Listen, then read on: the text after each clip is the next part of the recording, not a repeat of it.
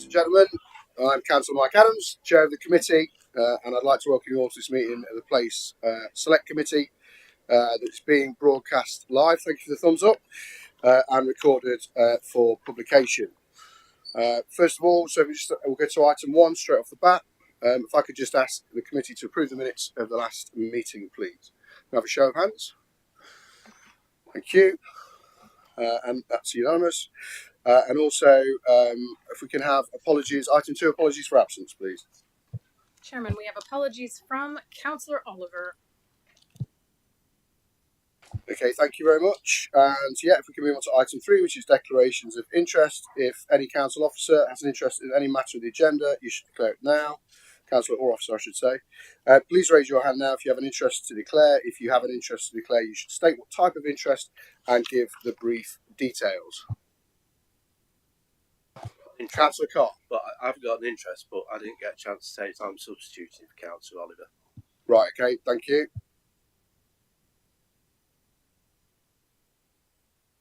Just want to have a quick, before I hop on to item 4 and get right into it, I just want to make a quick point about the committee today. The committee itself is here to look at Nottinghamshire County Council as an overall operation. What I mean by that is I want us to keep, if we can keep our questions focused towards the item agendas in hand, and the questions that are related to any points on the agenda should be directed in order to help the whole county and try and keep them from being as personal as possible. Obviously, if you're here representing your ward for a specific issue, please feel free to obviously raise that. But if you could keep the question, as I say, to something that's going to help the whole of the county moving forward, that would be fantastic. Also, I just need to remind you that we are in Purda. So there are specific elections coming up in May the 2nd. One is for the Police and Crime Commissioner and one is for the local mayor. So bear that in mind. Obviously, if we move into a discussion, because as you're aware with the rules of Purda, certain things can't be discussed on council sites during that actual active time. So if anybody does get into that territory, I will adjourn the meeting. Okay, thank you very much.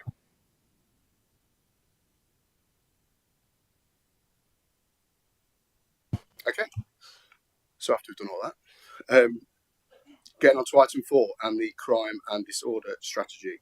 So if Councillor Scott Carlton, who's the Cabinet Member for Communities and Public Health, if you could please introduce the report and then to ask the officers present if there's anything further they would like to add. Thank you, Scott.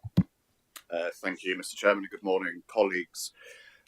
This morning I bring before you the crime and disorder strategy that was refreshed in January's meeting, which was my first board meeting since being elevated to the position of Cabinet Member for Communities and Public Health. The report seeks to inform the Scrutiny Committee this morning of said strategy, which is clearly defined as required by the Crime and Disorder Regulations of 2009. You will see in the report that the Crime and Disorder Strategy is also referred to as the Community Safety Agreement. Paragraphs 4 and 5, building on the Chairman's earlier remarks, just clearly describes the structure and arrangements and membership, particularly around the Safer Nottinghamshire Board and its role and ambitions. As I remarked earlier in my introduction, paragraph 13 details the date, time, etc. of the annual refresh, noting the wider membership as well, and that is informed, the data is informed by the Police and Crime Needs Assessment as produced by the Office of the PCC. Turning further forward, you will see the recommendation on page 23, which I will not read out.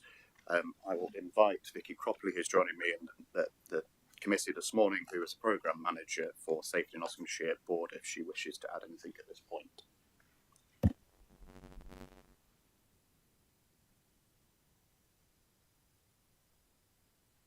So on that point, I'll hand back to you, Chair. Thank you very much. So I'm going to move the recommendations as detailed in the report. Can I have a second there? Councillor Saddington, thank you. And we're going to now open the floor to debate. If you'd like to ask raise any questions, please raise your hand so I'm ready to go to you. Thank you, Councillor Carr. I'll be treading on eggshells here, so I'll be careful how after what you said at the beginning, Chair. Thank you. So I'm going to refer to the Police Reform and Social Responsibility Act 2011. which led to the introduction of the police and crime commissioners and abolished the then way that the police were scrutinised. I think in the future it would be whoever becomes our police and crime commission in the future, it would be useful if that person would attend these meetings from time to time, the crime strategy, and to be scrutinised by councillors. I understand that right across the country, that doesn't happen very often. Thank you. Thanks for that, Councillor Carver. Just on that, we do have a crime panel, police and crime panel, which do that role to scrutinise the police and crime commissioner's position. Thank you. Anybody else? Okay. No, then I'd like to move that item to the vote, please. All those in favour? That looks unanimous to me. Thank you very much.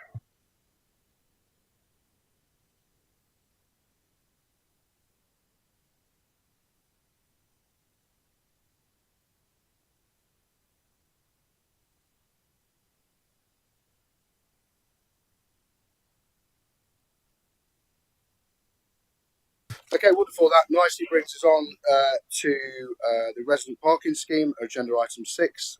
We do have, I just actually should have mentioned earlier on, we do have some visitors today. People are joining us from the councillor group to bring up some specific issues on this one. I've got Councillor Sam Smith, who's the Newark East ward member, who's here to discuss an issue surrounding the parking scheme in Newark East. Councillor Smith, if you'd like to make the points, please. Thank you, Mr. Chairman, for agreeing that I speak, and as you quite correctly said. Sorry, Sam, just 1 second. I've missed something there. What I should have done is move the report from the off. Sorry, I do apologise. So I'd like to move the report. Do I have a second, please? Councillor Saddington. Sorry, please progress. I actually need the officer to present the report as well. Oh, I'm having a mare today. Go on then, off you go, please. Thank you very much. Thank you, Chairman. If you'd like to refer to the Cabinet member, that would be extremely kind of you. Perhaps just sort of slow down a bit, perhaps, so calm down. I'm trying. Okay, all right. Well, thanks, Chairman. If I could just briefly introduce this and really to mention or confirm to members that the residents' parking scheme, they are funded by the County Council and introduced in response to complaints from residents who usually have difficulty in finding spaces near to their properties in order to park. And it's usually, that's often as a result of non-residents perhaps parking a lot within their roads. So they are introduced by a traffic regulation order, and I'm sure everybody's well aware those things take an awfully long time to actually implement, but they are meant as a positive measure for residents. So it's important to get support from as many residents as possible before progressing a scheme. The report recommends that the members of the committee consider the report and the current processes, along with the potential proposals and any other suggestions for improvement. So really with that, Chairman, over to you and the committee. If they have any questions, then obviously I have a large, vast team of officers behind me who will be able to answer any technical questions. Thank you, Cabinet Member for Transport and Environment, Councillor Neil Clark. Thank you, Chairman. My pleasure. Yes, so if we could move over to anyone that'd like to raise an issue. We've already seconded. Is that question, Councillor Saddington? Yeah, okay. Please progress, Councillor Sampson. Well, thank you again, Mr. Chairman, and for allowing me to speak at this committee as a divisional member for Newark East, where on-street parking is prevalent, particularly in the Newark Town part of my division. And I'm really pleased to see this item on the agenda today, Mr. Chairman, at your committee. It follows a constituency speech that I gave to full council in July, and during that constituency speech I called on the council to speed up the rollout of residential parking permit schemes where residents want them. That followed a petition that I submitted to Council in September 2021, which was signed by over 43% of residents on Beacon Hill Road, clearly demonstrating the want for a scheme to be introduced there. That 43%, Mr. Chairman, of the people who signed that petition is above the 35% required, as mentioned in paragraph 14 of the report. The scheme was finally introduced earlier this year thanks to the help of Gary Wood, who is in the room, so I'd like to put on record my thanks to him. But that scheme took some 2 years and 4 months to introduce, and where there is a requirement or a want for such a scheme, that period is far too long, hence why I'm here today asking for the process to be sped up. Paragraph 4 of the report states that these schemes are typically in or near town centres, which the Newark Town part of my division is, and I'm sure most of us have hotspots like these with on-street parking issues, and our residents have difficulty parking outside their homes. I do, Mr. Chairman, have to disagree with paragraph 6 in the report. Demand for more permit schemes are there, but the process and timeframes that are set out in the report are far too long for implementation. So I don't know if councillors agree with me, but when I get a request for a parking scheme to be introduced by residents, my heart sinks because it's 2 years and 4 months of work to get one in, and it can be very difficult. And residents are aware of the time frame, and therefore it puts people off. So I think if we sped up the process, we'd definitely get more people interested. Turning to the process, if I may, Mr. Chairman, totally agree with stages 1 and 2 outlined in paragraph 11 and 12, but my question is how long do those stages each take? Stage 3, paragraph 13, could be amended to allow more frequent reporting to the Cabinet member as per the suggestion further on in the report, which I totally support. Stage 4, paragraph 14, in my opinion, is a step that should be removed from the process altogether. In the Beacon Hill circumstances, which I've mentioned, a parking permit scheme was requested by the submission of a petition signed by 42% of the street. That petition was signed by more people than is outlined in paragraph 14, requiring 35%. But then we still consulted after that initial petition. There's no point in doing that. And then that followed another formal consultation. So in effect, Mr. Chairman, there were 3 consultations for one scheme, all taking a lot of time, all delaying the rollout. So my suggestion is that we remove stage 4 altogether, particularly if the request for a permit is triggered by a petition, because the petition is the evidence you officers need to implement it. So let's scrap stage 4 is my request. Stage 6, paragraph 16 says that we're 1 week over the statutory process. Let's shorten it to the statutory timeframes of 3 weeks. During that time, local councillors, like I did, can knock on the doors of residents and encourage them to take part and share their views. So let's shorten that by a week and speed the process up.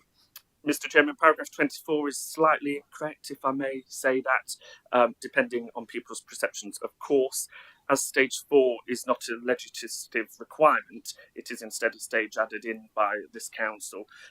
We could and should remove that, moving stage 4's informal consultation and front-loading the process, which is also said in stage 4, sounds to me a bit like we're suggesting a way of limiting new schemes being rolled out rather than speeding up the rollout of more schemes, which this paper should be all about. So I don't support that. Let's just remove stage 4.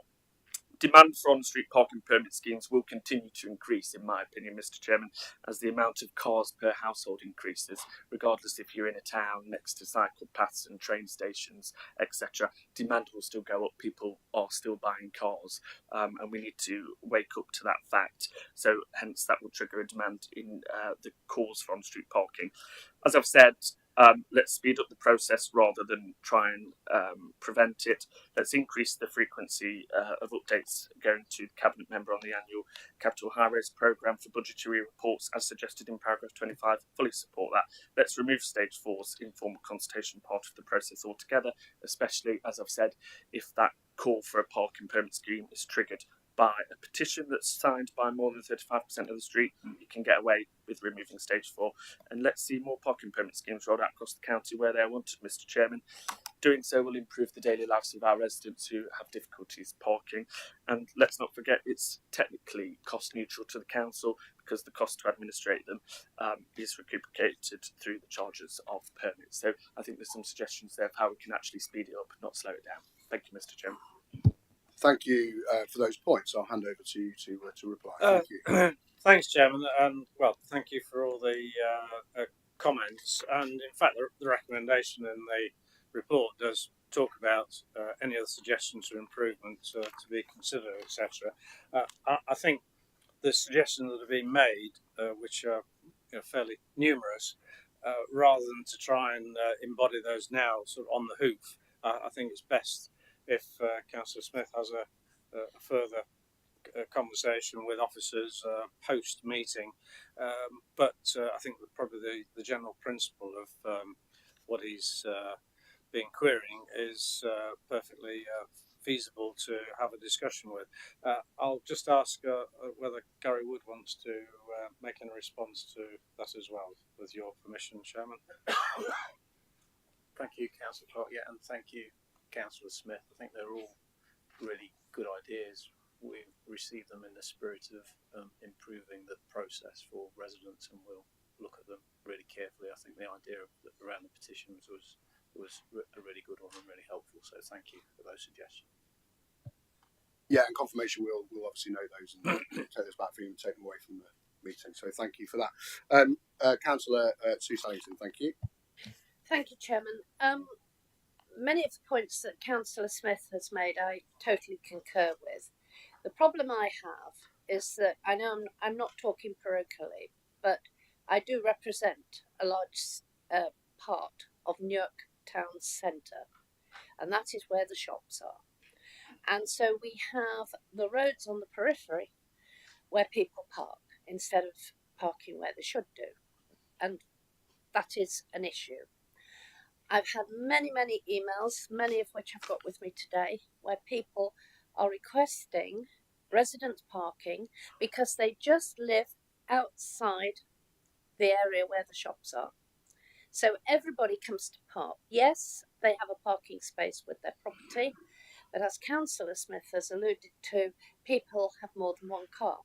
So they come home and they can't park outside their own house because people have either gone to work for the day and left their cars, or they've gone shopping. So I'm really asking if we can have a look at it and consider how we can better these people who cannot park outside their properties, constantly asking for residence parking spaces, and I am told that they can't have them, yet the street next door has the residence parking. They can't see the logic, and they write to me and ask me why it's in one street and not in the other. I just feel we should look at it, because I think the residents who I represent just feel they constantly get the answer no. And I think sometimes they have a reason that they feel they ought to be listened to, and I couldn't agree more. So I'm asking, Chairman, if we can have a look at it and see how we can make it better. If we only make half of an area for residence parking and leave the other. But people go to the shops, no matter what anybody says, they go to the shops, they go to the bank, and they park their car on a development. We all know they shouldn't, but they do. That is the fact. And those people who've got two vehicles come back, they can't park. So it would make life easier for everybody if we had a look at it, I think, and took away some ideas and considered them. Thank you, Chairman. Thank you, Councillor Sallington. Anything? No, I think it's similar, really, Chairman. Just take on board the comments and have further discussions with the officers. Wonderful. Thank you. Councillor Penny Gowan, please. Thank you. Thank you. Actually, just complete agreement, basically. I've noted that it's actually taken less time to sell and move out of county, well, no, not to sell, but to move out of County Hall from the original mooting of it than it takes to get a residence parking. And so it is too slow. the petition, the consultation is too cumbersome, and it does replicate the petition. And I do think it's a really great idea if we could have a kind of semi-formal or formal petition process, because I've got a resident doing petition now. If that could be used as consultation on a formal form, that would be really helpful. Because that allows people to discuss with residents, because at the moment residents are scared because they don't understand what's going to happen to the price, some residents, and so that's when we end up with it getting rejected. The second problem, I think, links to what you were saying, Councillor Huntington. I have exactly the same problem, and we've had residents' parking zones put in one area, and then we're not allowed it in the next area because of this idea of it pushing out. But of course, pushing out means diluting as the area gets bigger. I think we need a regional view of this, or when I say regional, I mean a town-centred view of it rather than a street-by-street view of it, because it just does move people around in terms of parking. Now that is happening in West Bridgford, I understand. So I have separately asked for feedback on what's happening with the West Bridgford parking review, which is apparently ongoing. So I'm not asking about specifics of West Bridgford, but that's kind of approach where you look at it holistically is what's needed, because this sort of individual little lane is not a way to solve this problem. The second thing, or the third thing I note, is about the amount of cars. And where I am in West Bridgford, I think it's notable at the moment. There are less people. I actually think there are less people driving. The roads are full of people walking with dogs and prams down the middle of the road because they can't get down the pavements, and it's fine. It's great. The cars are parked, very big cars, not moving. So I think we do need to look, and this won't solve everybody's problems. Not everybody can do this, but some people do want to be able to hire cars on the street. So you don't need two, you hire one locally. I would ask the council to look at this, as the city have done, for the town areas, to have on-the-street car hire for the few residents who might want it, because we'll just start to reduce the number of cars.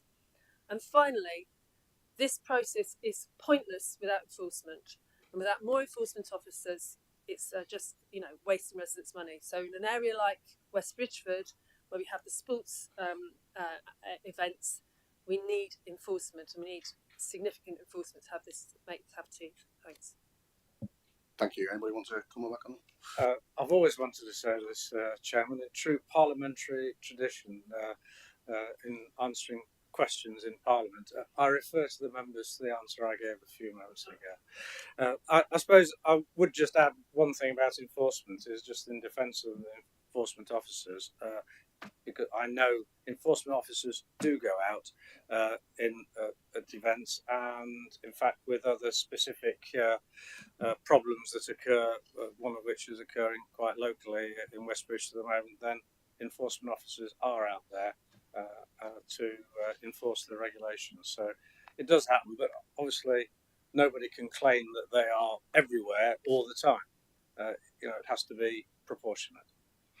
Thank you. Councillor Gallant, do you want to come Can I come back on that? I absolutely am in no way criticising the enforcement officers. They have an extremely difficult job. There just aren't enough of them. There really aren't. I think it's six during a Forest match. Okay, thank you very much.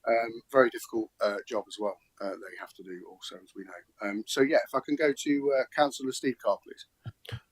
Thank you, Chair. Agree with everything that's been said. Agree with the petition. Of course, we will need something in place if there isn't a petition. We'll still need to have to gauge what's going off and what the demand for it is. From my point of view, and if Councillor Foll was here, she'd be saying exactly the same. One of the biggest issues with this black and white 35%, 65% is that some streets are just full of student HMOs, and they get written to and they don't send it back. So they're part of the 65% that haven't responded. Empty houses get a letter sent to them. Well, they're never going to send them back. And the two areas that I've managed to get the resident parking schemes for, after trying for 8 years, Bevel Road and Kenilworth Road, are full of students and full of empty homes. And it's taken that long to get over the line. And the permanent residents that live there want this scheme because their life is made hell, because it's just one car park for students and people working in Beeston. The situation with regards to people working in Beeston has suddenly got worse, because in their infinite wisdom, Broxton Borough Council have withdrawn the 1 hour free, parking. And of course, what's happened is everybody's parking on the surrounding roads, and my division borders the town centre of Beeston. And residents in Beeston, and I understand it's the same state for the Eastwood as well, are saying that all of a sudden we get all these cars parking outside of our properties, and we can't either park outside our properties, and in some occasions you can't get onto our drives or get off our drives. And to be fair, I know getting off your drive is actually a police matter, or it might be the other way around, getting onto it. But the police have got priorities that don't fit in with that mantra. But I'm also being told by businesses that since the taking away of the 1 hour free parking, that they've seen a huge drop in their footfall, and that is borne out by Broxtow's own footfall figures. Incidentally, the footfall's gone down, but their income's gone up. So yeah, I'm sure they'll be very happy about that. But you know, I agree with everything that's been said, but we really do need to look at areas, residential areas that border town centres, of which I have a lot, of which Councillor Fole has a lot, and other areas do as well. I have to say, you may or may not know this, but it's a funny. When we talked about the parking fees at the budget meeting at Broxtow, Councillor Owen, who, as you may know, is the leader of the opposition at Broxtow Council, said that he was going to start going to Ashfield, where they've still got 2 hours free parking, and so that was an indication of what people will do, and people are doing that. They are not going into the town centre. You cannot. At one time, it was quite difficult to find a parking space in the centre of Beeston, but they were all going to the shops. You now go into the car park in the centre of Beeston, and it's half empty. Well, where have those people gone? They've either parked on the street, or they've gone elsewhere where they can get free parking. And this is going to add to the call for more residents' parking schemes in the near future. There's no way that it's not going to happen. Thank you. Thank you. And like me, you've always told that HMOs always use buses and public transport. Yeah.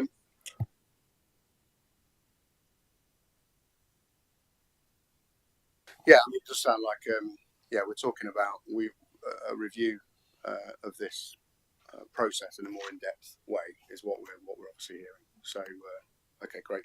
I'm just going to move. We've got a few more questions, and then so I'm going to go over to Councillor Clingan-Foyle, please. Thank you for that. Thank you, Chairman. Yes, Chair. I mean, used to be dog fouling, which was the biggest issue that was in my area. Actually, now it's parking on footpaths and being able to park in residential areas. I understand members' concerns. I just have a concern about not allowing officers to do the petitioning, to do their own petitioning and survey, even though you've already got a petition from a street. Because I know that there are people who go out with petitions and people will sign it even though they don't agree with it because they're a bit afraid of, the fact that they're on their doorstep and they're in the face and it's a neighbour who really, really wants it. When they've gone away and you talk to them and say, well, I don't want it because I don't want to pay the money, and I just don't want it. We're quite happy as the situation is. Although there is a delay, I agree. I've had schemes 5 years in the melting pot for various reasons, but I think that the way that the officers dealt with the scheme and dealt with the consultation, it enabled that to move forward in a better manner. Because if they hadn't have had that, there was a lot of people who were totally had got the opposite view. So I think that we've just got to be careful of making sure that we are getting the right feeling from the people that live on the street. I think there are areas of concern, what Councillor Carr has identified, where you've got residents. I know in another area you've met with students. I think Councillor Fole has mentioned to me about she's got a similar problem where it's student accommodation and they don't necessarily respond. I think there's got to be a little bit more discussions with members around that area because they do know the patches and they know what's going off and why there are reasons and why it's such a passionate thing by some members of the community. And I think that ought to be a little bit more in depth about the area itself and in discussion with member, and probably there ought to be a number of points. I don't know, given a percentage of that given to what the members' views are, because sometimes they are conflicting. I've got a particular one where officers have been out at particular times, and they're saying there is sufficient space available for residents to park. Problem is that it's actually near a play area, one of the main ones, the Canshin Workshop, and during the Saturday, Sunday, and during the week, sometimes predominantly during the summer periods, people just park there because the car park's full, and it is difficult to get officers to keep going out to do surveys and surveys. So I think that members should be consulted a little bit more on it and some of their knowledge used. And I don't know how you put that in, but I think it ought to be enshrined within the consultation bit. Thank you very much for referring me to an answer you gave earlier. Okay, so we're going to move on to Councillor Roger Upton, please. Thank you, Chairman. I think it's fair to say that many, if not most, cities and town centres in the UK are surrounded by what I would call 19th century properties that were built before the motor car and have no off-street parking, typically terrace properties. And I plead guilty to Councillor Saddington's charge of parking on those streets around Newark from time to time and elsewhere in the UK. And I don't think I'm alone in the room, perhaps, to doing that. Certainly when I come to Councillor Gowan's area to look at a Forest football match, plead guilty again to parking on residential streets. And I absolutely get it. If I owned one of those properties and hadn't got a facility to park my car or cars off street, I wouldn't be particularly pleased about people parking what I would deem to be my space on the road outside. So there is an issue. Yeah.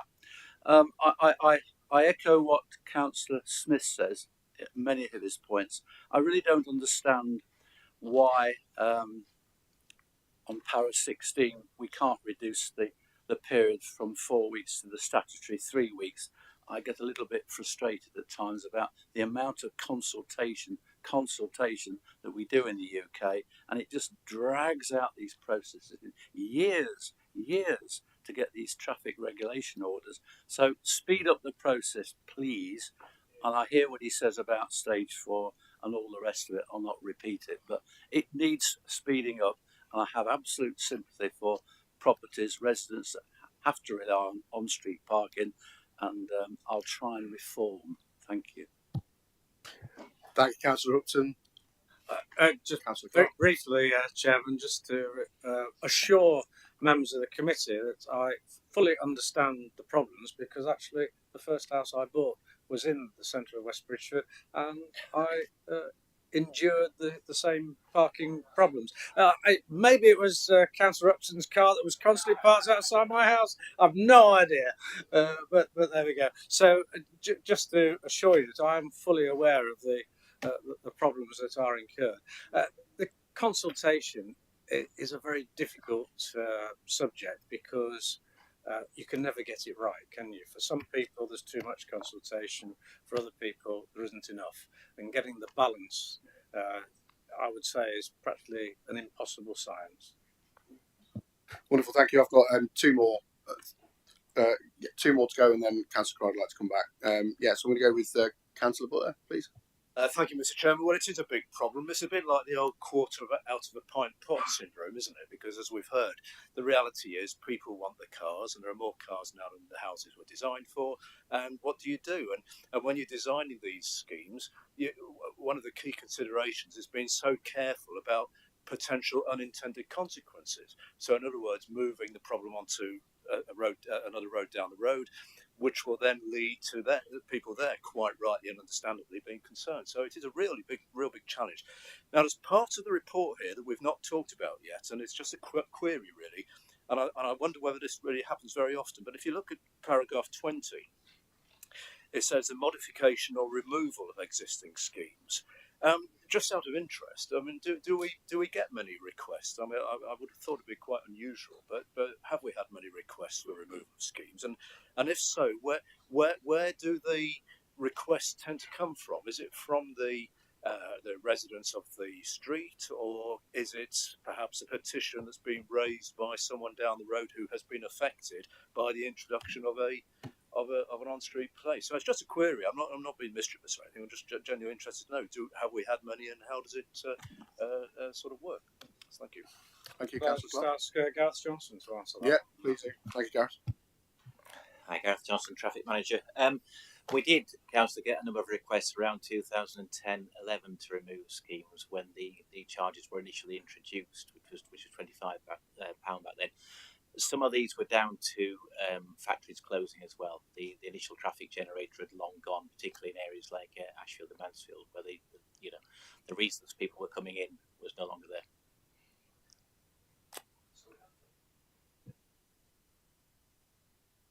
Thank you.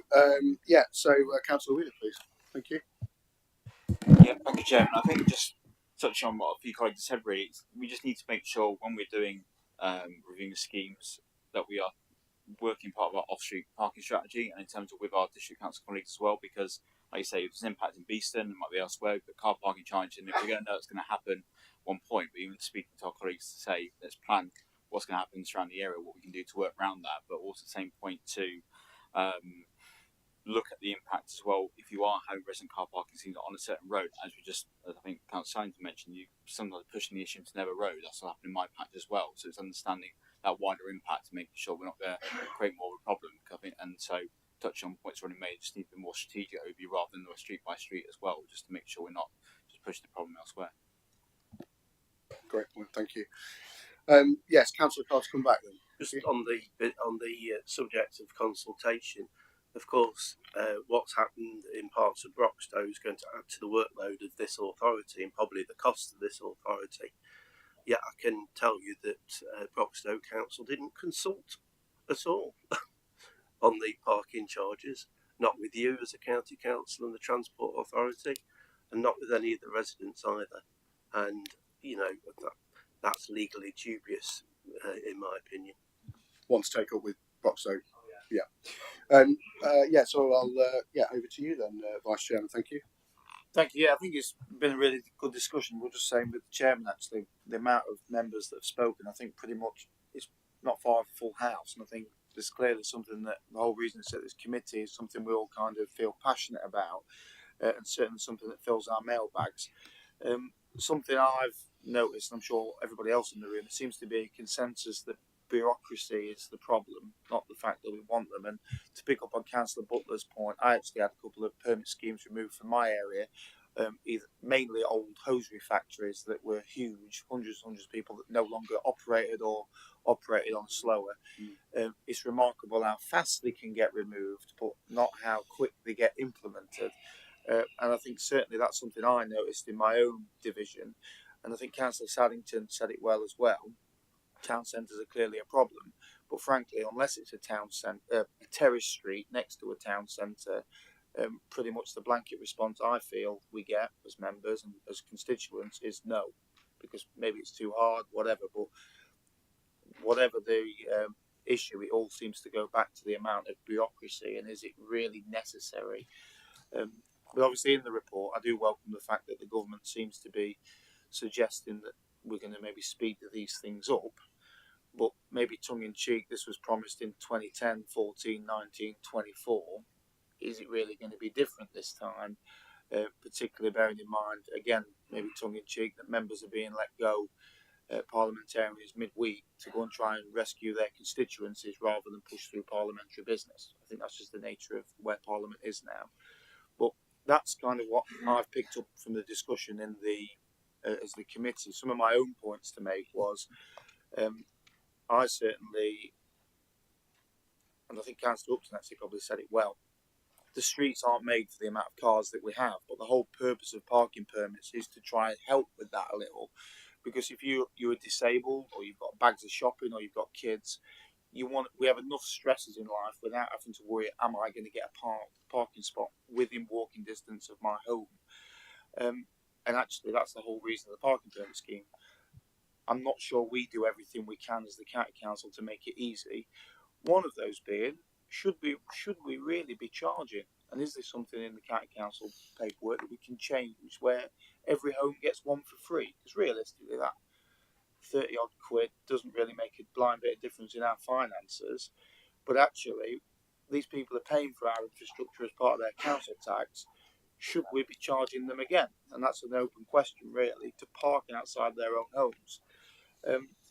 But I think the discussion today has been useful to hopefully highlight the passion from the member side of things, that we want to see a speeded up bureaucracy. And when you start hearing terms like 2.5 year processes, it is ridiculous. I mean, I know Double Yellow Lines have a similarly long frustration, but surely there's got to be a better way.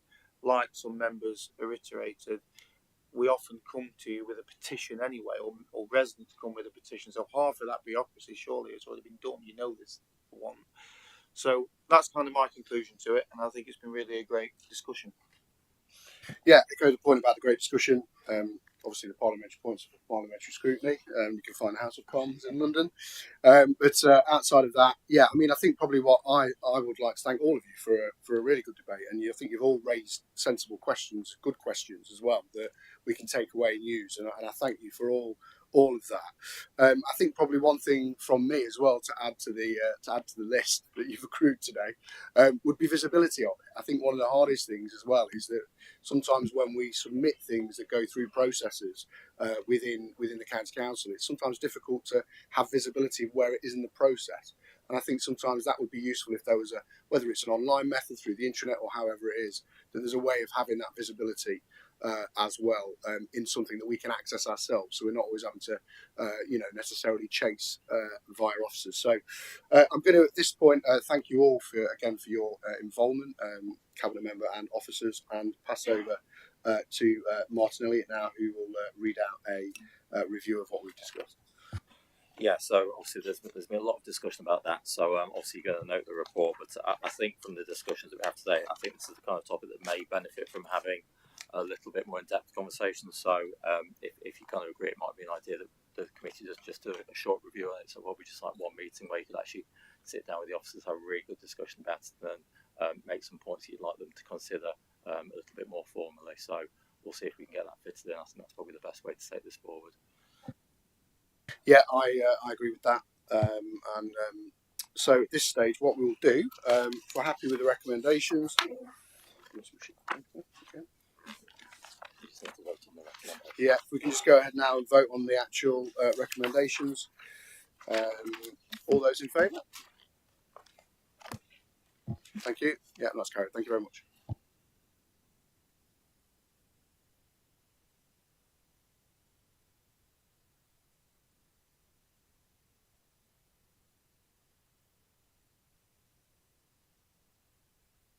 Okay, so that nicely brings us on to the next item on the agenda, which is agenda item 7. This is section 19 reports, Eastwood flooding in September 2023 and Storm Babbitt flooding in October 2023.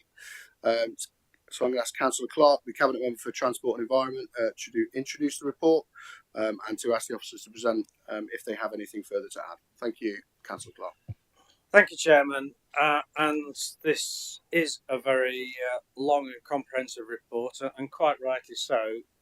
It is an extremely important subject, and I don't want to diminish in any way the importance of the subject, because for anybody that has had their property flooded, then I absolutely acknowledge it's absolutely devastating for those people. It doesn't matter whether it's one house or a million houses that are flooded. For that one house or one family or whoever it is that gets flooded, then clearly it is completely devastating. So I absolutely want to acknowledge that right from the outset. So just moving to the specific report, which primarily relates to obviously the unprecedented flooding that we've had recently, Storm Babette and Henk, which have resulted in the absolutely devastating flooding, record levels of rainfall, and record levels of the levels of the rivers. In particular, the Trent reached new record. Well, it would be new if it was a record, wouldn't it? So, anyway, you know what I'm saying. So, and for really prolonged periods, but in those 3 or 4 days, just the sudden level of rainfall, which was devastating to communities. And the problem is that you're not quite sure where the devastation is going to occur. Areas that have been flooded before weren't particularly affected, and yet areas that had not been flooded before, suddenly they are inundated and devastated. So it's very difficult to predict. The flooding has taken place in over 90 catchment areas, and a lot of work has been done prior to these incidents, but also then continue after these incidents relating to the resilience of properties and communities.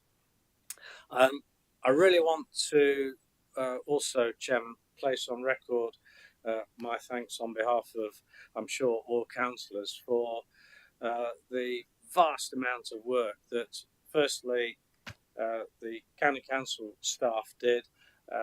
Gary Wood is the group manager whose responsibility the flooding comes under, but obviously Sue Jakes heads up the specific flood team, and so she and all her team spent just hours and hours above and beyond the call of duty to be responding to these events.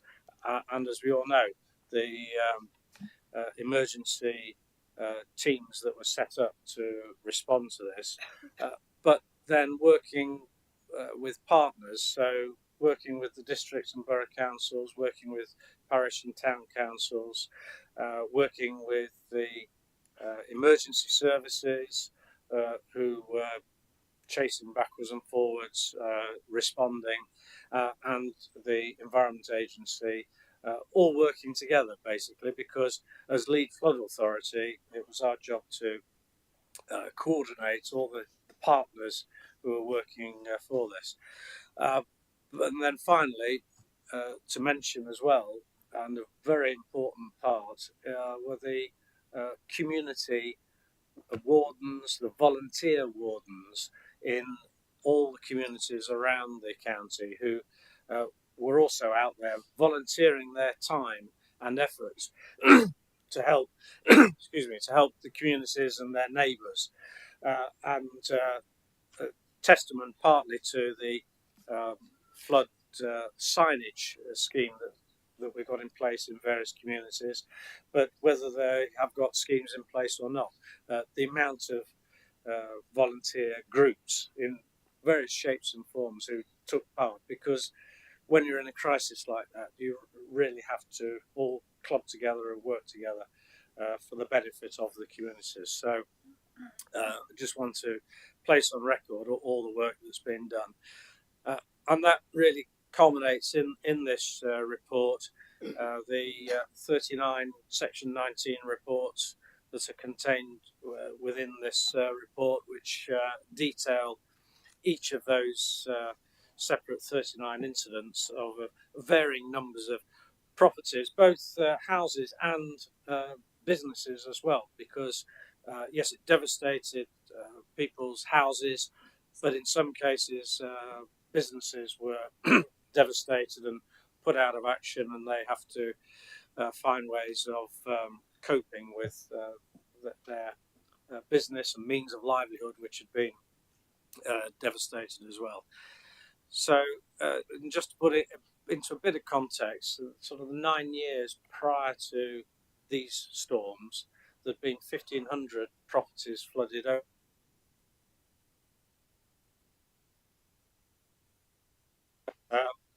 We're back again. So 1,500 properties over the course of the previous 9 years, but during these events, there were 1,200 properties flooded. So I think that just gives you a good statistical indication of the absolute devastation that these unprecedented flood events have caused.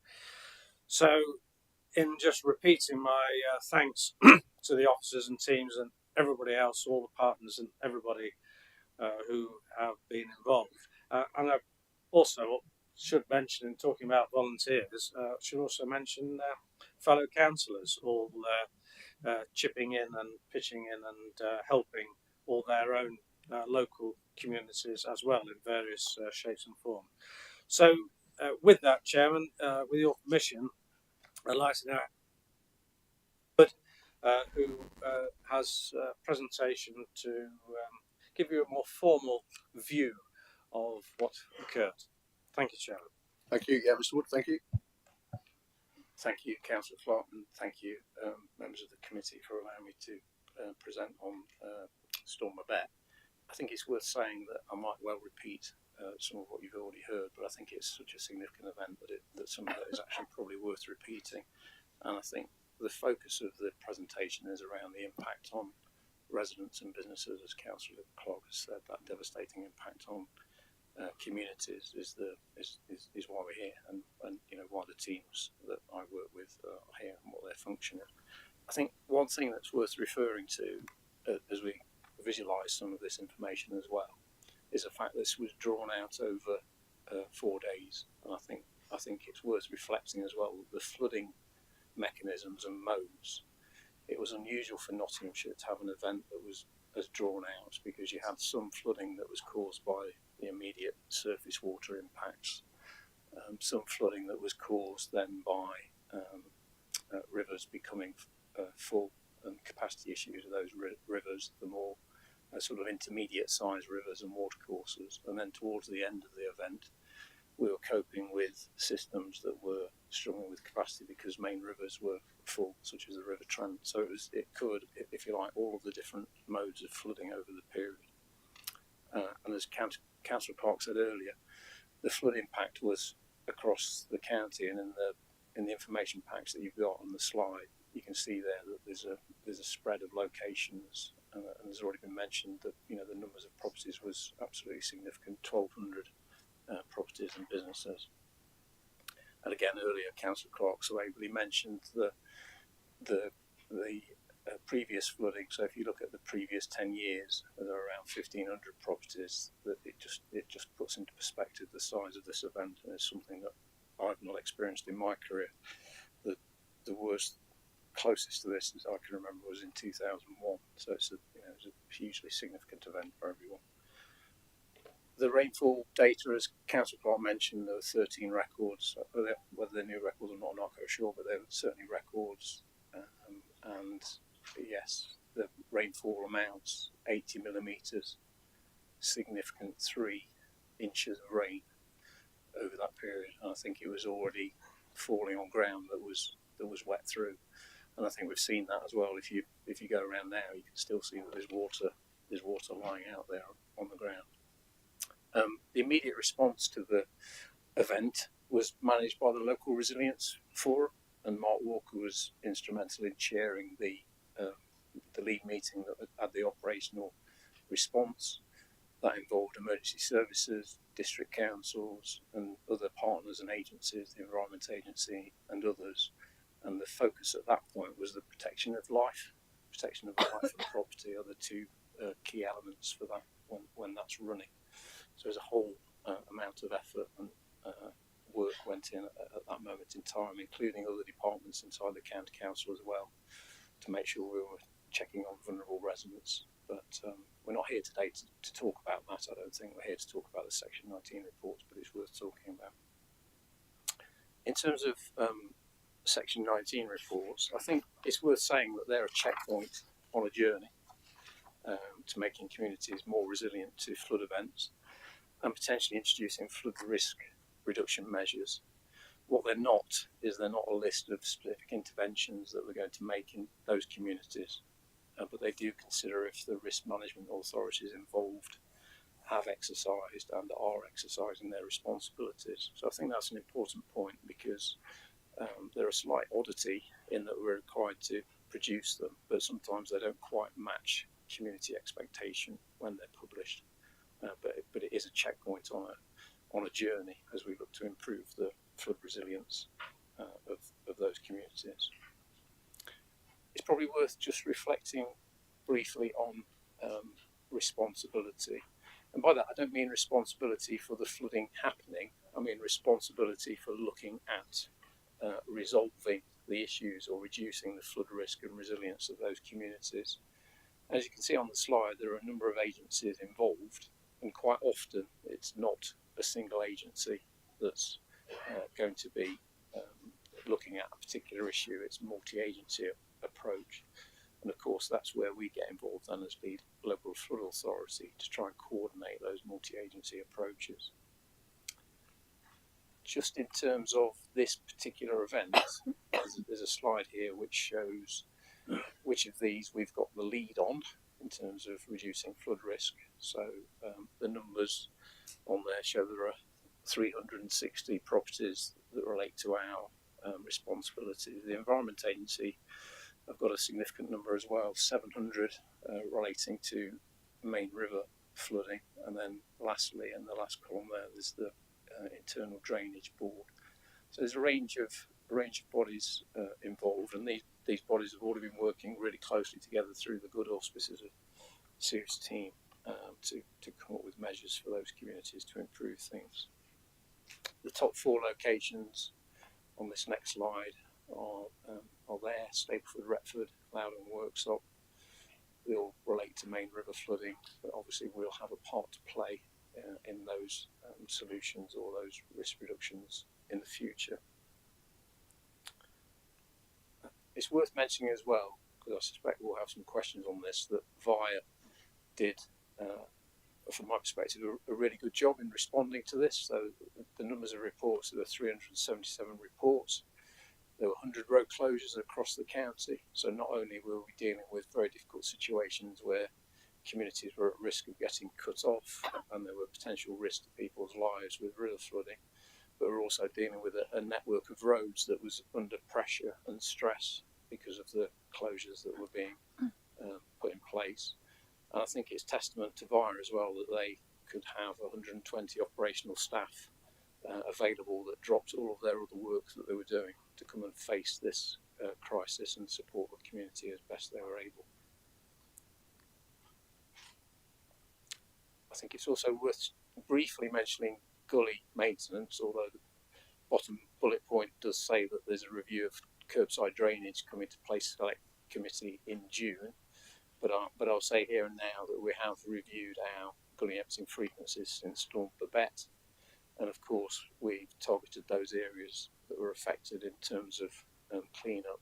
And I think this is probably a slide for a future meeting, but gullies will only work when the pipework that the water goes into and the rivers that then the water goes into have spare capacity. And quite often what we saw during this event actually was that the whole system was overwhelmed.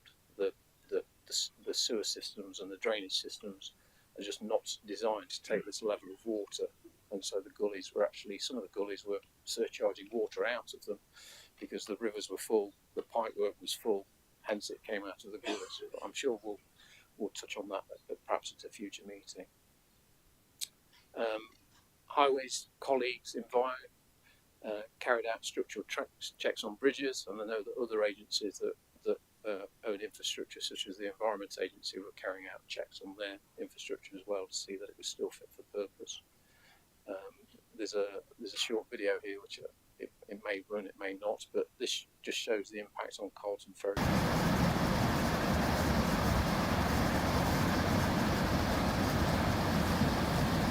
And those, I won't play it all, it runs for 40 seconds, but those volumes of water have basically washed that road away, and we're still in the process of looking how we re-establish that. So it's a significant event. It's worth also saying that we've reviewed our approach to highway drainage, and I've already and are looking to put extra resource into that area, extra ditch clearance and extra gully emptying will be forthcoming. Councillor Clark mentioned the community flood signage scheme. This is something that Sue and the team have been really successful. Since Babette, we've had another 22 areas. So I think now, Sue, there's 350 folks trained up and kitted out. So that's all to the good to making those communities more resilient.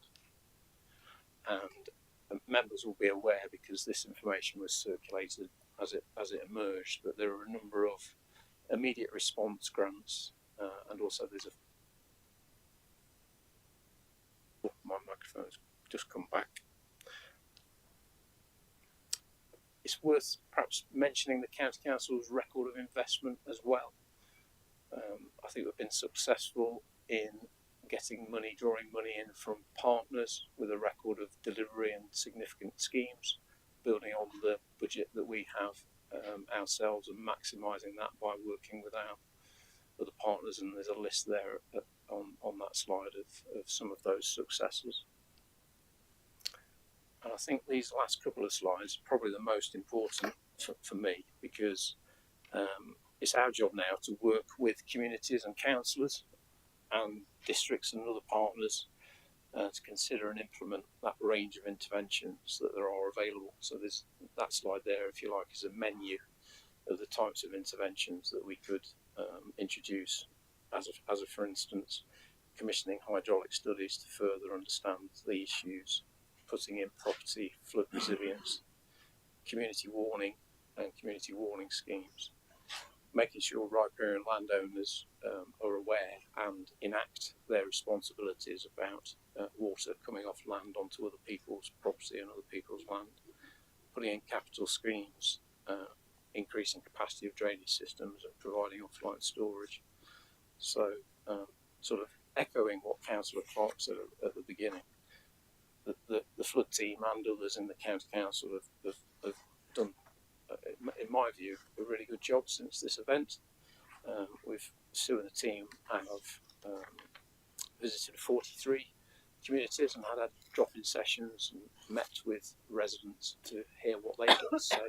Often they've got the best information in terms of what happened out on the ground.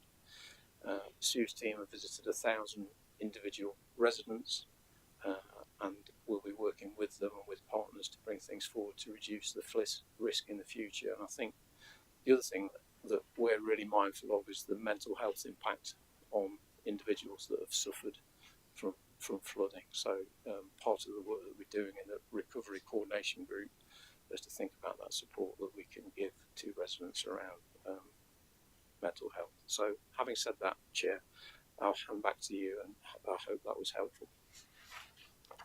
Yes, thank you. Thank you for that report. Yeah, I mean, I think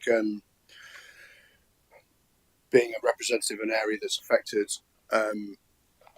by flooding, you know, you've pointed out how much of a terrible impact it is for residents. Councillor Clark made that point. I know when I visited residents to discuss it, like we've said, it has a devastating impact on people's houses and their lives, and really disrupts things. You know, everybody feels that home is a place you go, and a sanctuary where you get an opportunity to leave sort of the sometimes the difficulties of life, if you like, and then when that home is put under pressure from something like that, it really does disrupt that. And I think your reference to mental health there, Mr. Wood, is a great shout. And again, something that how we support people after the events are also important. But then fundamentally, like you said, how we ensure that we're always there to help coordinate those other agencies into the right places at the right times is also really key. So thank you very much again for that, and thank you for the work that's been put in from the teams to do the coordination, because I'm very aware how much work that takes, and to produce these reports in the way that they are produced with the detail that they have is a phenomenal bit of work to put together, and I know it takes a lot to do that. So I do appreciate that, especially when you're dealing with the event as well, because sometimes the reports start to need to be generated while an event's still active, and it still goes on, as we know. So I'm going to open Oh no, I'm not going to move. Thank you. We're going to move the recommendations, detail the report, and seek a seconder. Thank you, Councillor Saddington. And now, we'll open the floor up for debate. Yeah, I'm actually what I'm going to do. Actually, I'm going to do what I did in the last item and go straight to Councillor Fielding, if that's all right. Again, somebody else that's requested to come into this meeting. I should have mentioned this earlier. To raise her points. On behalf as a ward member. So yeah, if we could, if you could go ahead, please, Councillor Fielding, and welcome, by the way. Thank you very much. Thank you, Chairman, and thank you for allowing me to speak on this issue. Within this great pack, there are two reports that refer to the division I represent, because I represent Charrock and Odisha, two villages, plus a swathe of Worksop. What I would like to do is acknowledge the excellent training that has been given to. I've got flood wardens in three parts of my division, in Charrock, Odisha, and Gateford, and certainly being resilient and ensuring that we keep a level of volunteers that have done the appropriate training, plus the fact that we've got flood we've had since 2007 when I lobbied for it, flood resilience stores in two villages, and I'm thankful that with the County Council's assistance, we've now got a small flood resilience store in at Gateford, because when we have one of these incidents that is county-wide, being resilient in small areas that are outside a major population, where you've got a small amount of properties that are being flooded and have been flooded on numerous occasions, you have to be resilient within those communities, because the chance of it, help goes to the major population where you've got rest, and it's been resilient. It's also the Gateford is a prime example of where it isn't flooding by rivers that's happened, and over a considerable amount of time it's surface water. And certainly I've got further concerns that, as I say, there is within the Gateford area a huge tank underneath that is supposed to take stormwater, and I'm very relieved that they've now got a camera on it to see whether it's functioning or not. But there's further building happening in the Gateford, and there's going to be another 500 houses that's going to drain into that particular place, where we've already had surface water flooding on numerous occasions. So as I say, it's keeping the pressure up on Severn Trent, who at planning said it was going to be absolutely, it'll be okay, but certainly at this one and at the next one, Hank, there were issues there, and as I say, I'm concerned about that. And it's, as I say, it is even in Charrock, we've had money from the Environment Agency to look at the drainage. They've identified, therefore, where we've got drainage issues. It's then a totally different thing. It's coming up with the money for the solution. It's all right identifying what you've got the problem is. We know what the problem is. The main problem with all of this is that we've had the Environment Agency remodel and remodel and remodel, but you don't come up to what is the funding formulation, because it is so few properties that are actually being flooded, and it would appear that it is cheaper to let these properties flood on numerous occasions than putting what would be the solution for the area. And it's a very difficult pill to swallow if you're in that area that has flooded. I mean, I've seen also where people have taken up the offer of putting in measures to drop in front of your front door and air bricks and whatever, and then seen it come up from the ground. I've also seen where it hasn't gone in through the front door or the back door, but it's come through under the floorboards of the neighbouring property. Water will find a way. It always does. And I've seen people who have barely got back into their property, only to be flooded out again.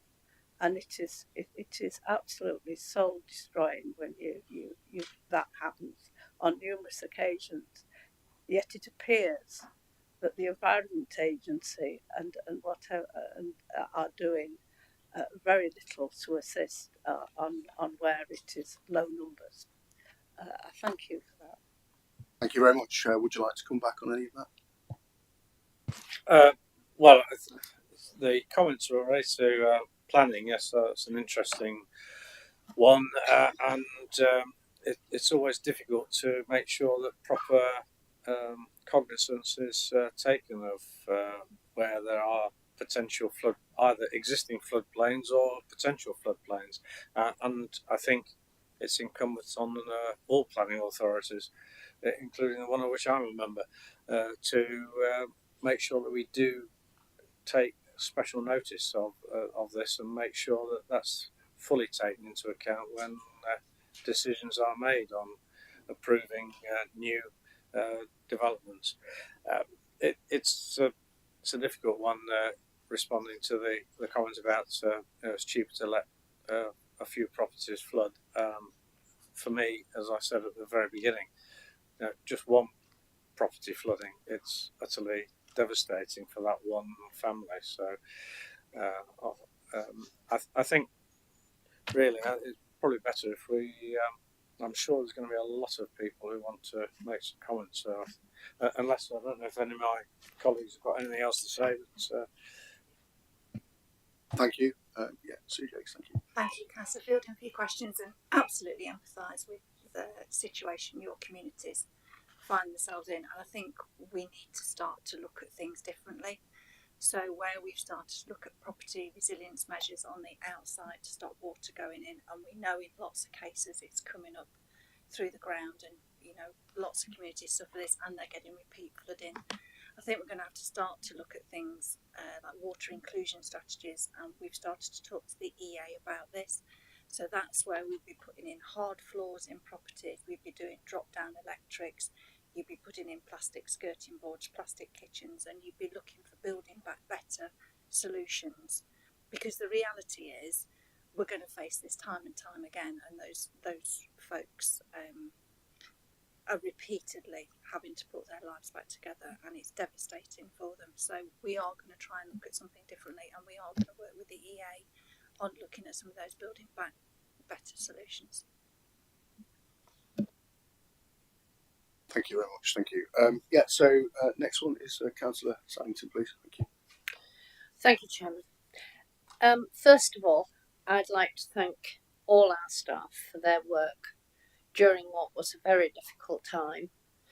Our staff are often the first to be on site as you face residents in absolute panic that their house is flooding, and they then start to look for somebody to blame for the alteration to their lives.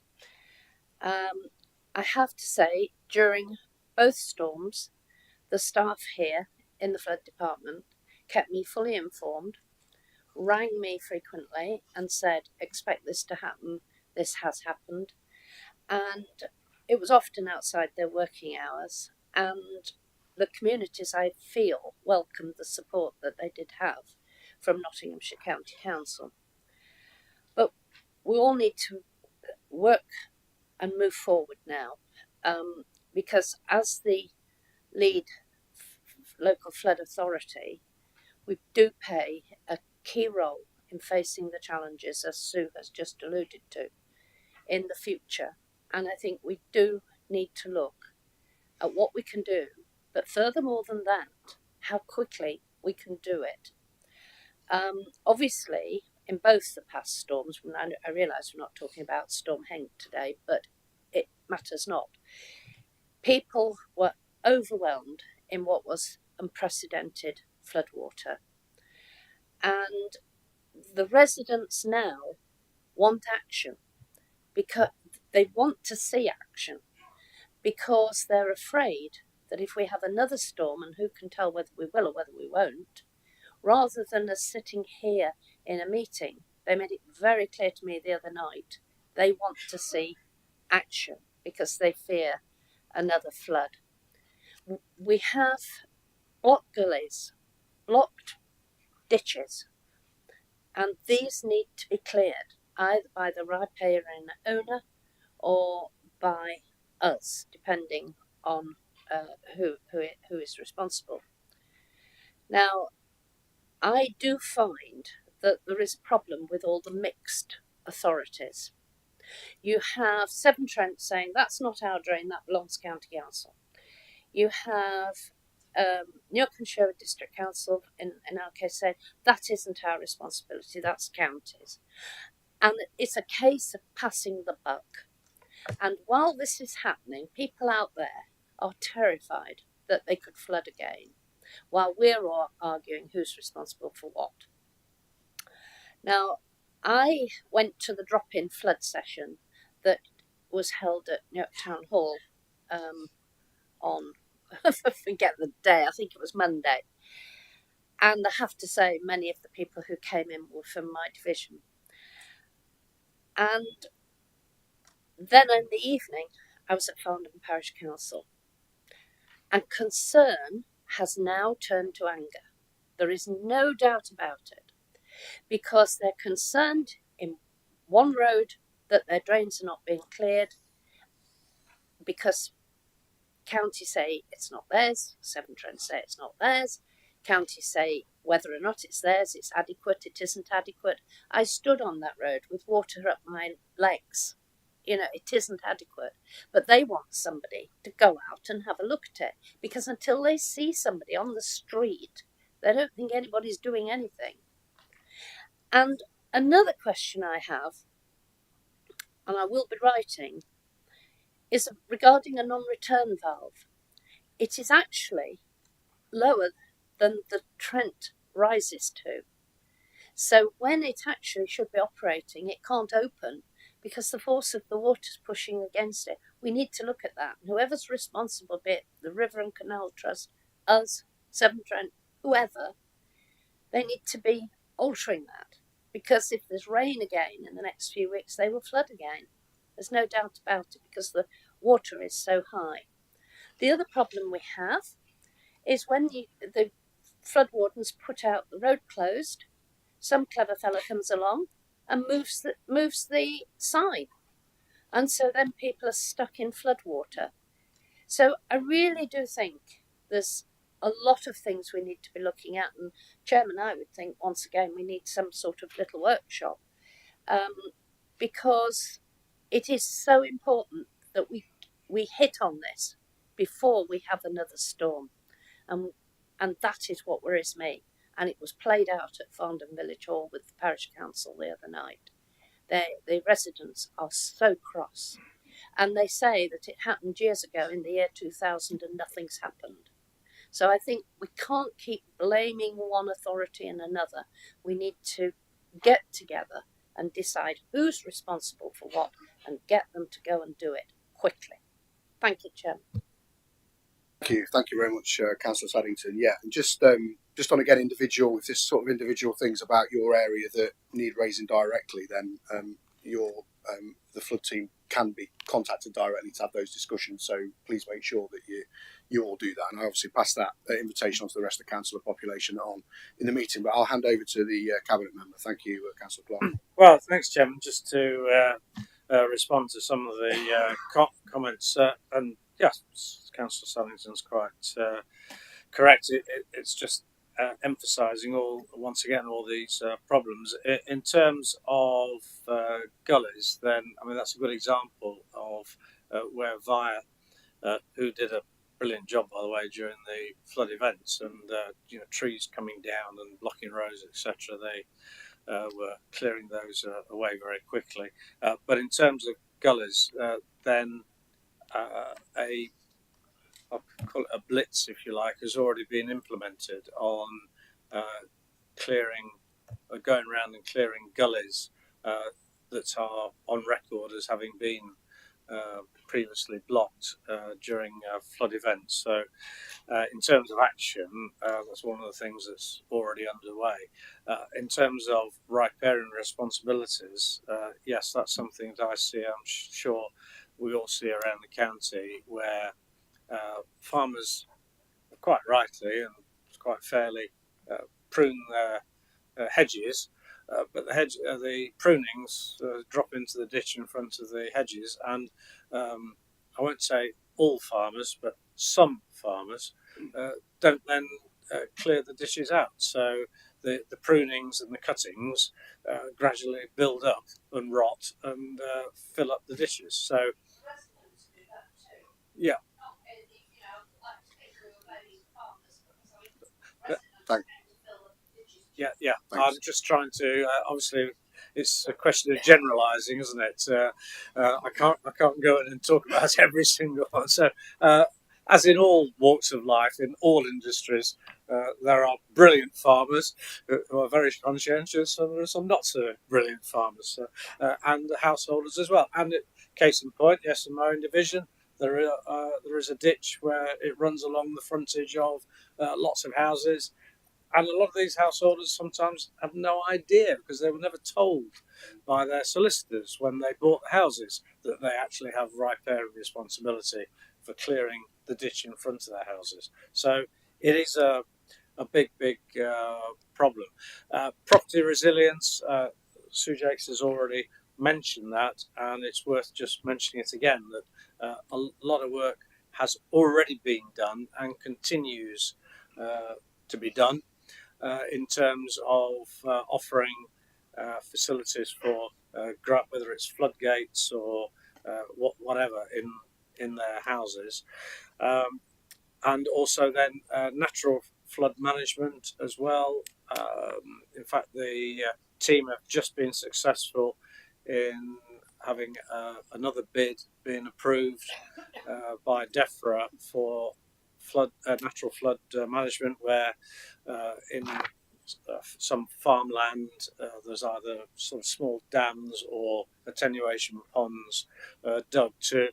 You can't stop the water. Nobody can stop the water, but you can help to try and manage and control it, so that rather than it coming down into a village or into a town in a torrent, that it hopefully can be slowed and managed in a managed way, so that the drainage system has got some chance of coping with these events. But we mustn't shy away from the fact that this was an absolutely unprecedented time.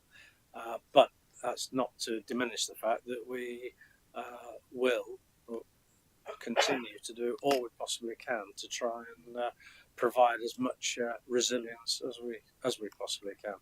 I don't know if there's anything else. No.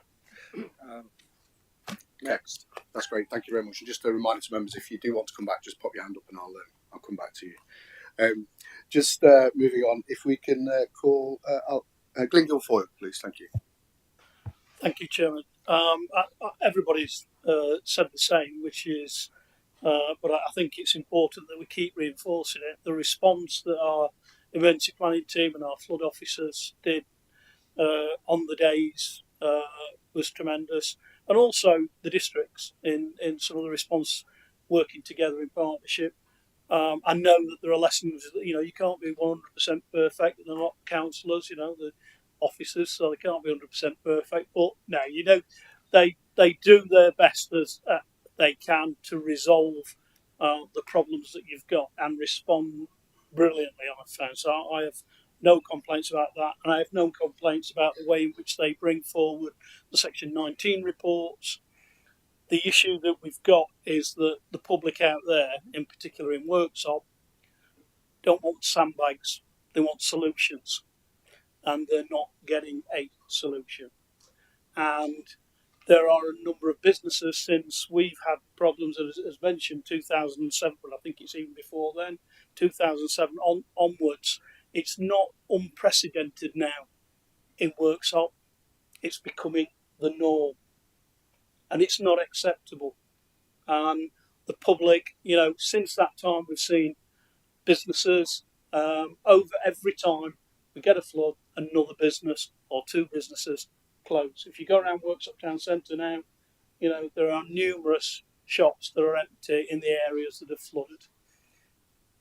Yet we know it's not our fault, and it's not, it's a phenomenon that's going around. I mean, we don't help it. If you look at the amount of paperwork, the trees that we've sort of cut down there just to produce the Section 19 report.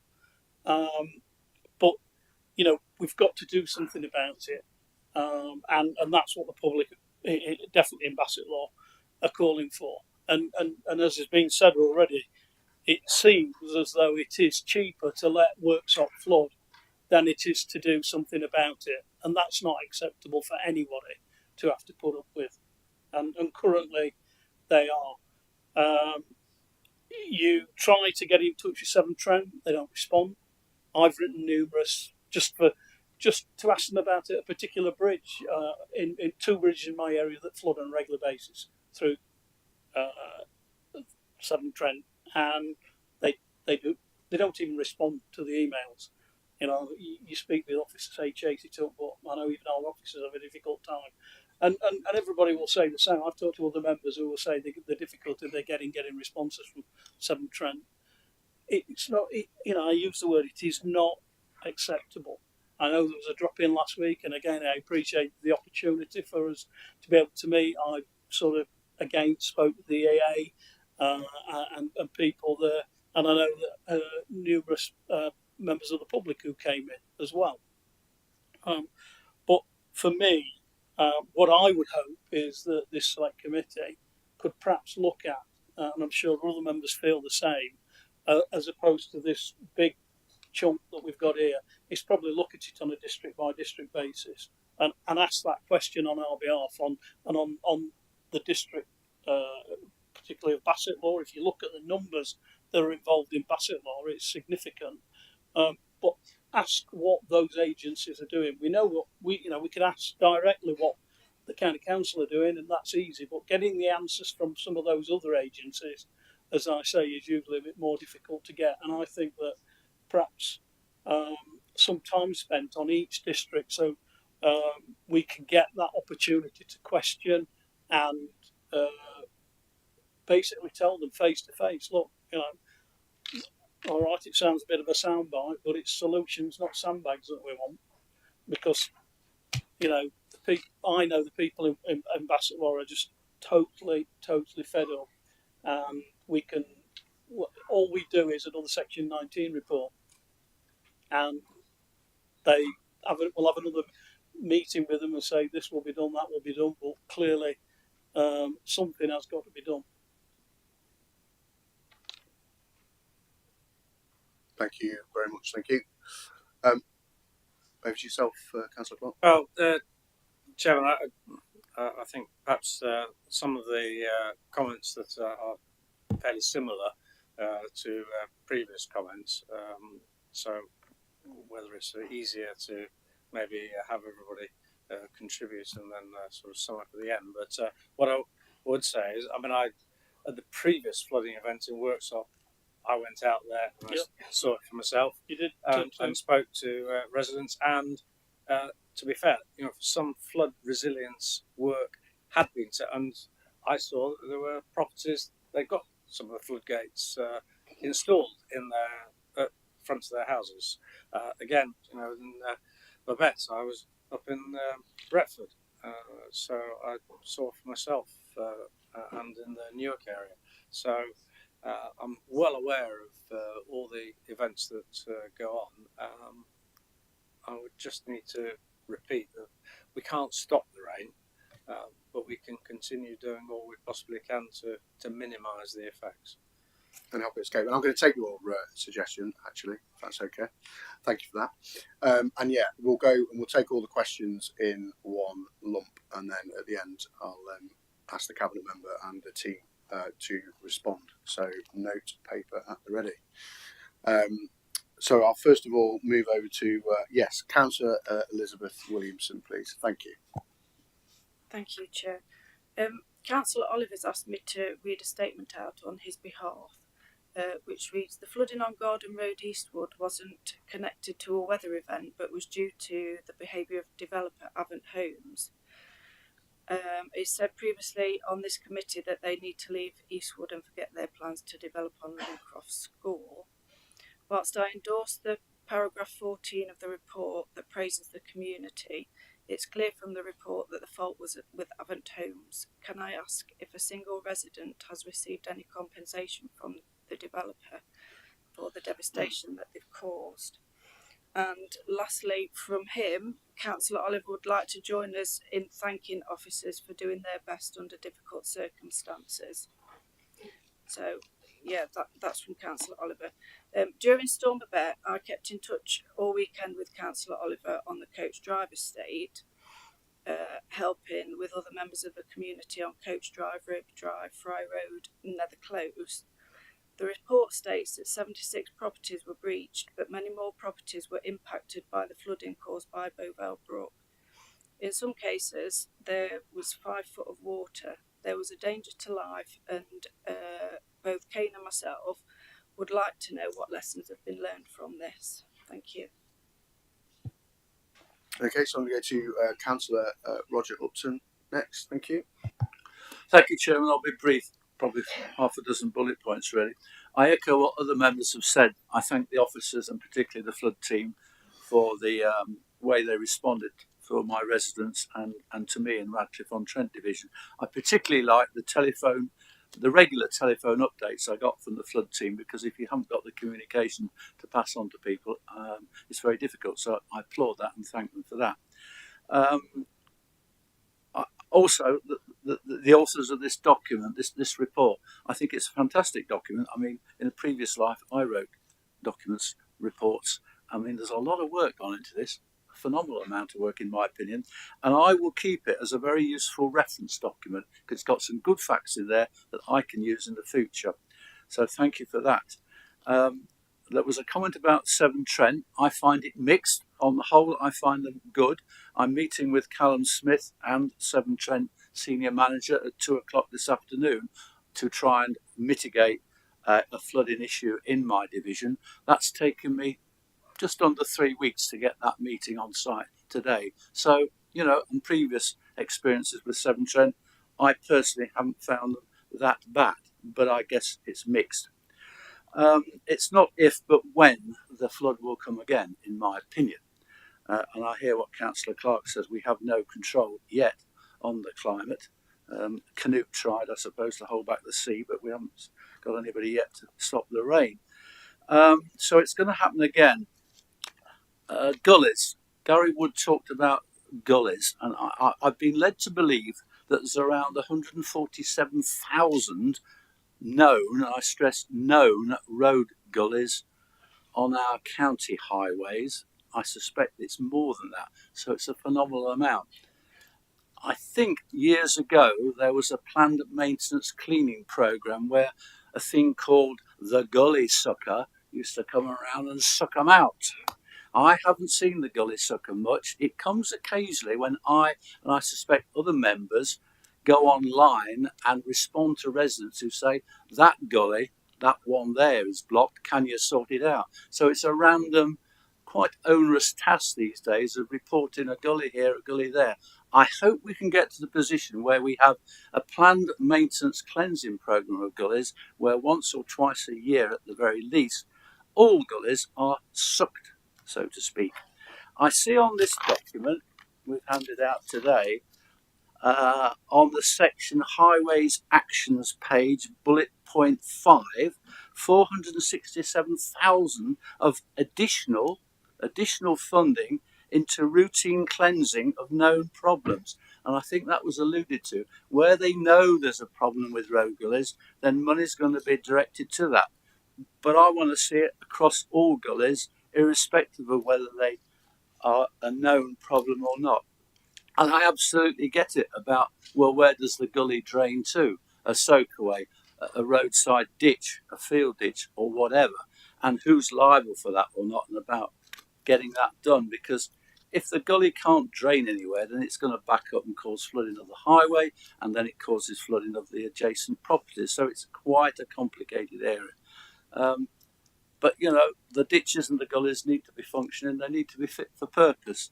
And as Councillor Saddington said, there tends to be a little bit, I perceive, of a passing of the buck. Well, it's not me, it's them, and they say it's somebody else. I would have thought, as what I believe to be the county council as the lead flood authority, then it behoves us to take the high ground and lead on it, frankly, have some leadership of all the other agencies, and there are many that contribute into solutions. I'm not going to go into a detail of my particular division. I'll just say one item I have inherited from Councillor Kay Cutts, and that must have been 3.5, if not 4 years ago. Officers know of it, where county council owned land is discharging torrents of water through residents' properties. I just make a plea on their behalf. Can we resolve it within the next 4 years, please? Thank you. Thank you, Councillor Upton. Councillor Steve Carr, please. Thank you, Chair. I'd like to echo what Councillor Oliver in his statement that Councillor Williamson read out about Avent Homes. The worry for me is that Avent Homes have just been given planning permission to build 470 homes on a piece of land which constantly provides surface water and flooding for the surrounding houses. And I'm talking about the Bramcote Moor estate. There's already a Section 19 outstanding there. I have homes where, when it rains, it pours off the fields, down the pathways, floods people's gardens. Fortunately, we haven't had internal flooding yet, and this is before we've got 470 homes built on it. There were flooded mine shafts there. It's absolutely unbelievable. And somebody said about, I think it was yourself, Councillor Clark, about planning actually bearing in mind flooding, and I'll give you an example of where they don't. A resident on that estate contacted me to say, the house on the road at the back of us want to build another house on their garden, which is on a slope, and we already get surface flooding on our road. So I looked at the report and I phoned the council and spoke to the planning officers. Have you contacted the flood authority? No, we don't have to do. It's not a flood area.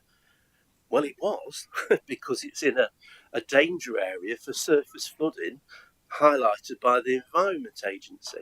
Callum Smith, brilliant Callum Smith, contacted them 3 days before the actual council meeting and said, "You've not asked us for our opinion, this is our opinion." And it got refused because of that. They're appealing, which is another matter which I'll talk to you about soon at another time. So yeah, planning authorities do need to step up on this issue. There's too much pressure now to build houses in completely the wrong places, which is just going to add to the problems in the future.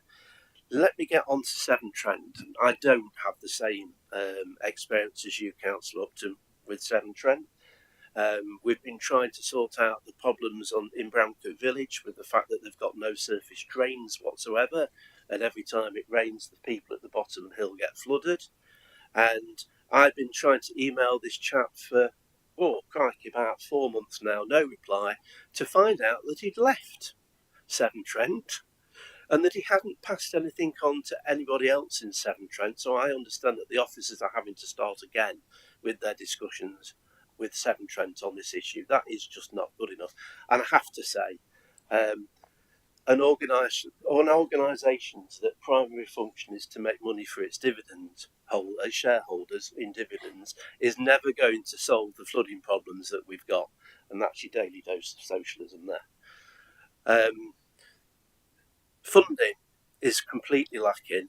And I've been a councillor for 21 years, and the more I do it, the more cynical I get. I don't think we'll get more funding until the Thames floods, quite honestly, and then it'll be at the top of somebody's agenda. And I just absolutely despair with the situation that we're in. But we have a fantastic team under Sue Sue Jakes, who work extremely hard. The the emergency highways people were very responsive during all this. I phoned them 3 times on an occasion. They got sandbags to the people concerned, including the areas I've talked about.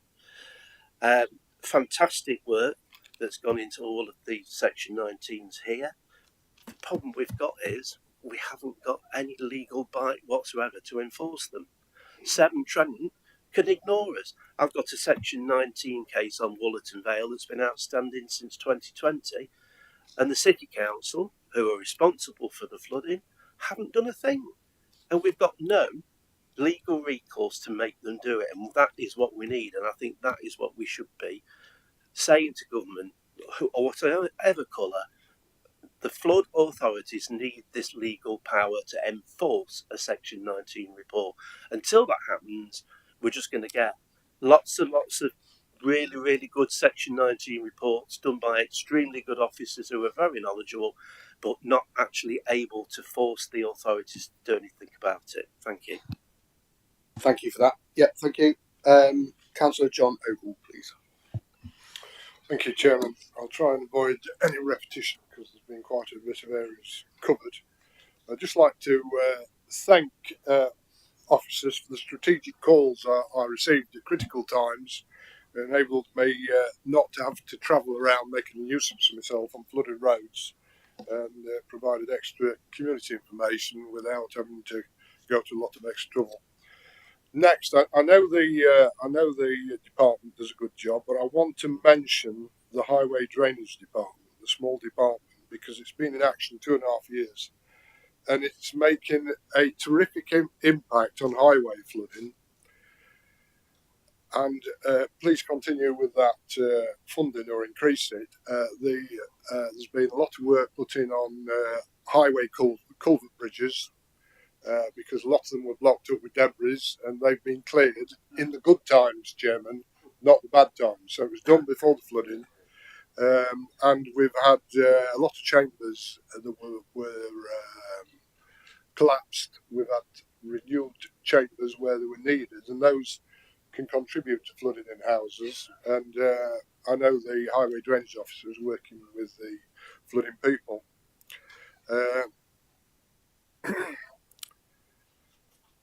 So, you see on your flood here, we've got some houses. I think it's Retford, and it's interesting because it's not my area, so I'm not in my area, but I know all about it because I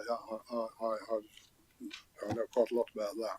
And but the district council were told that flooding was likely to occur, and they allowed planning permission on it. And there we are. That's flooded. And I have a case where flooding is being increased by multiple planning permissions in a village. It's not just one planning permission. It's the stacking to create a situation where we're likely to be able to stop that flooding. And so what I want to ask is,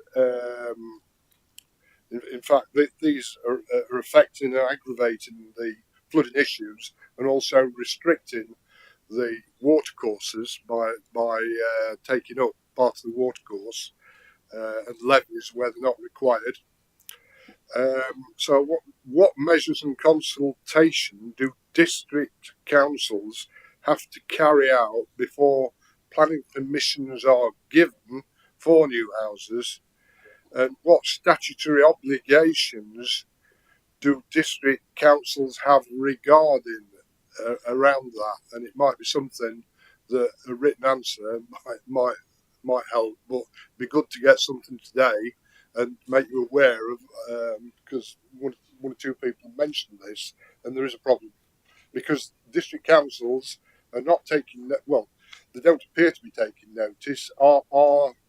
Is the county council and the authorities making a strong enough case to the district councils, or is it the district councils who are not responding to the cases made?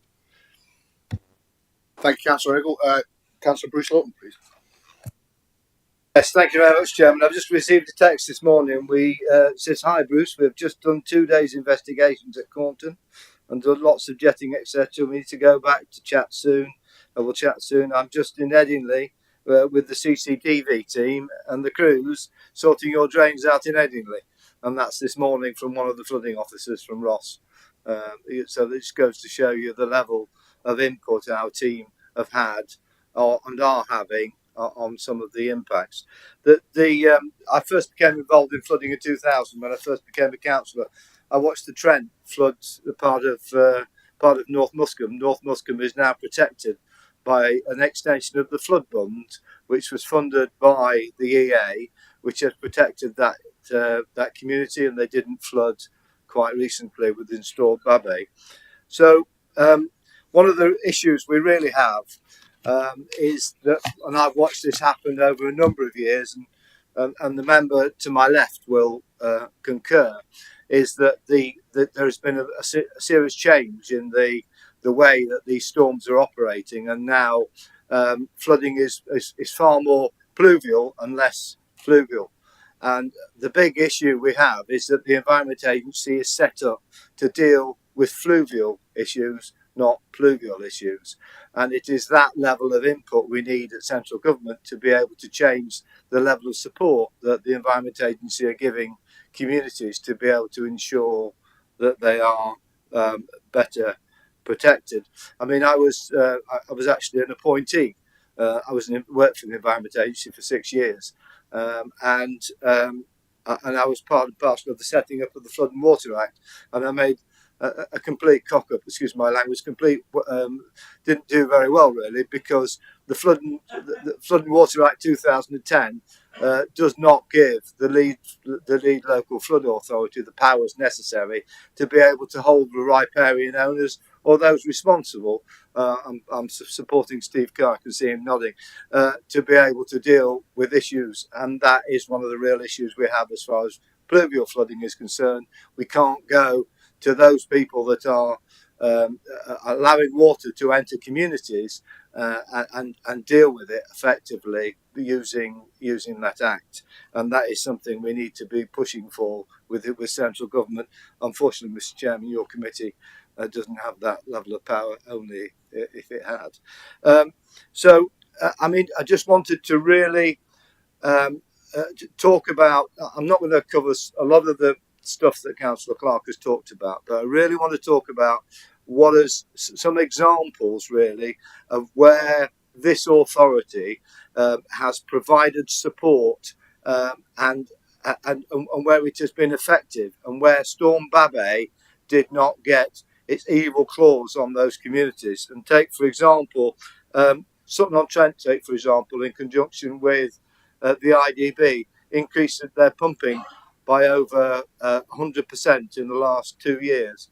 And Sutton-on-Trent only had a small amount of flooding in that community, where if that not had happened, the majority of that community would have gone underwater.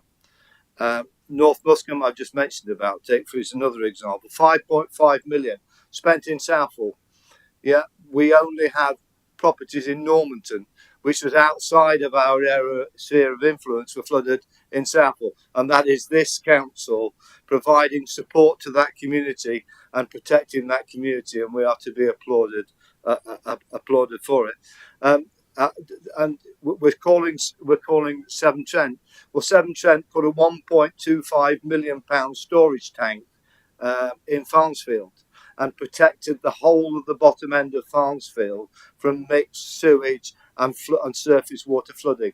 And that was in conjunction with the county council. The county council did a lot of the surface drains on that particular scheme, and protected the whole of that community from flooding. Another success on behalf of this community.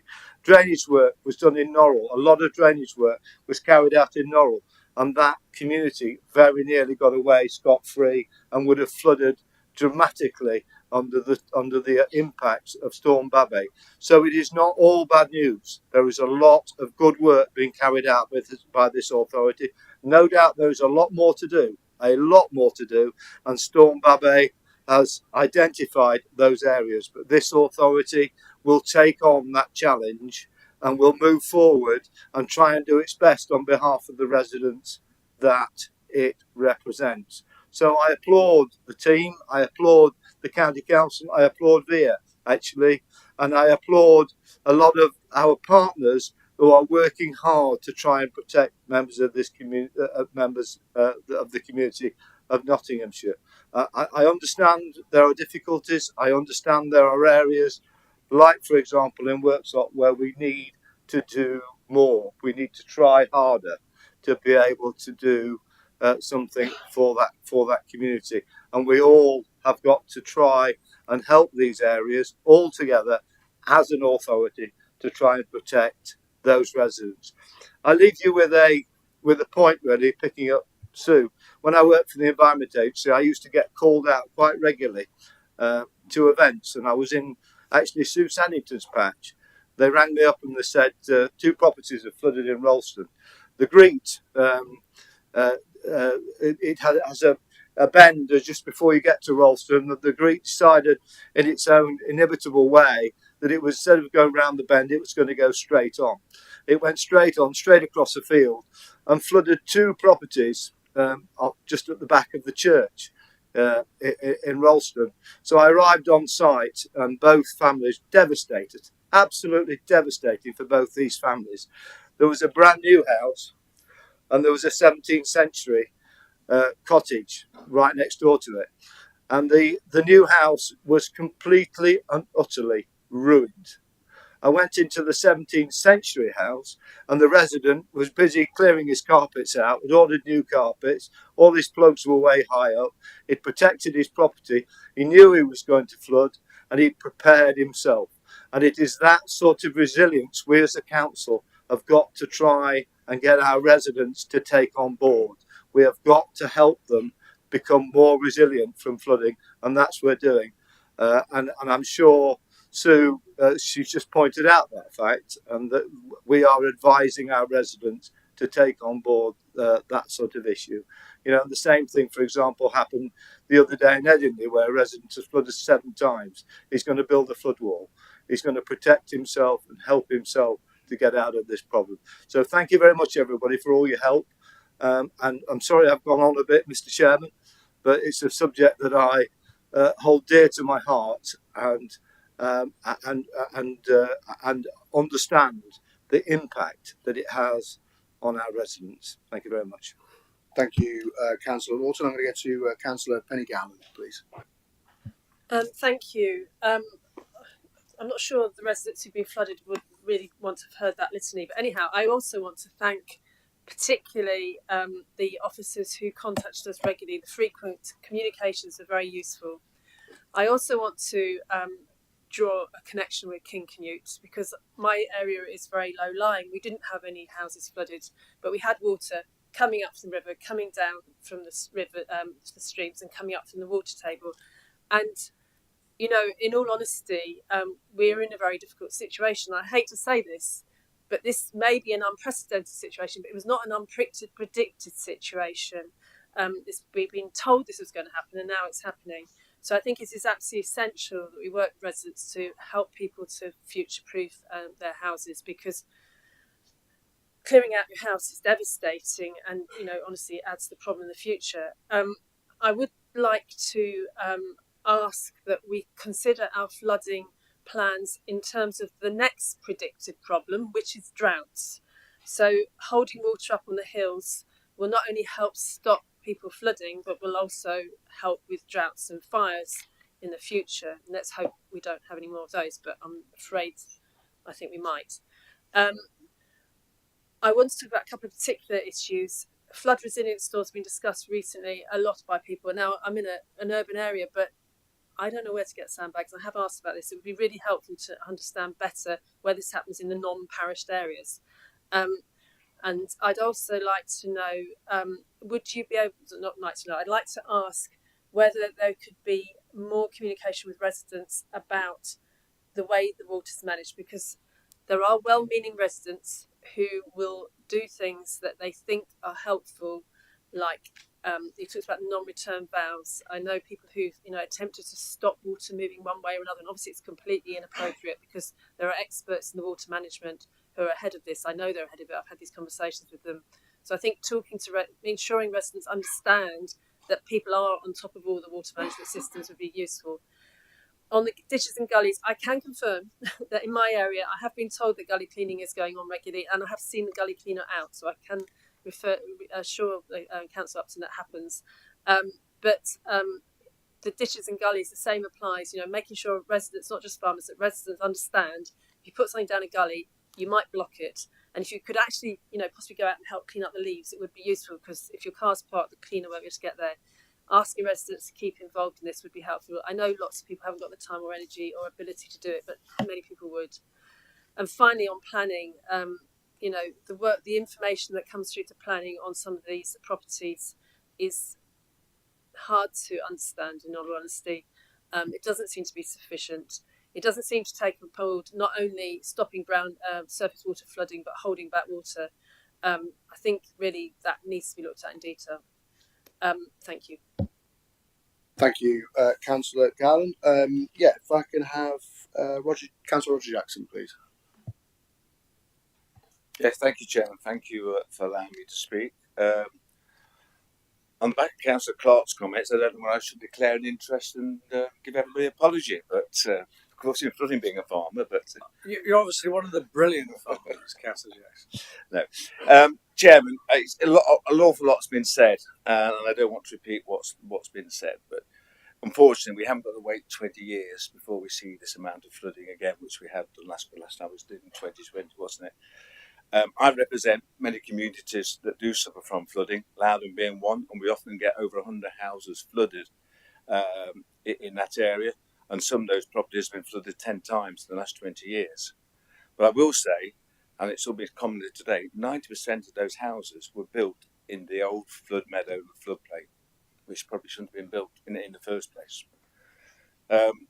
It's also said about riparian owners, we need more powers. We definitely need more powers, and that's got to come from Westminster. There's no doubt about that. Dikes and ditches, we have to remember they were dug by hand 200 years ago, probably plus, before JCBs were invented. So people knew where the water flowed. They controlled the water those days, and they diverted it to the flood meadows, so it just stayed there and flowed away. So we filled the dikes and ditches in, we built on the flood meadows, and we wonder why we got a problem. You know, it's not rocket science, unfortunately, and how we compensate that, I don't know. I know Matt Duck with his team have been out there been doing a fantastic job cleaning the dikes and ditches and gullies out, but it's like the Forth Bridges, you know, it's a continuous work for them to do. Planning's been mentioned. Yeah, I think it's important now. We mentioned building in floodplains. Planning authorities must put flood mitigation at the forefront of all new planning applications.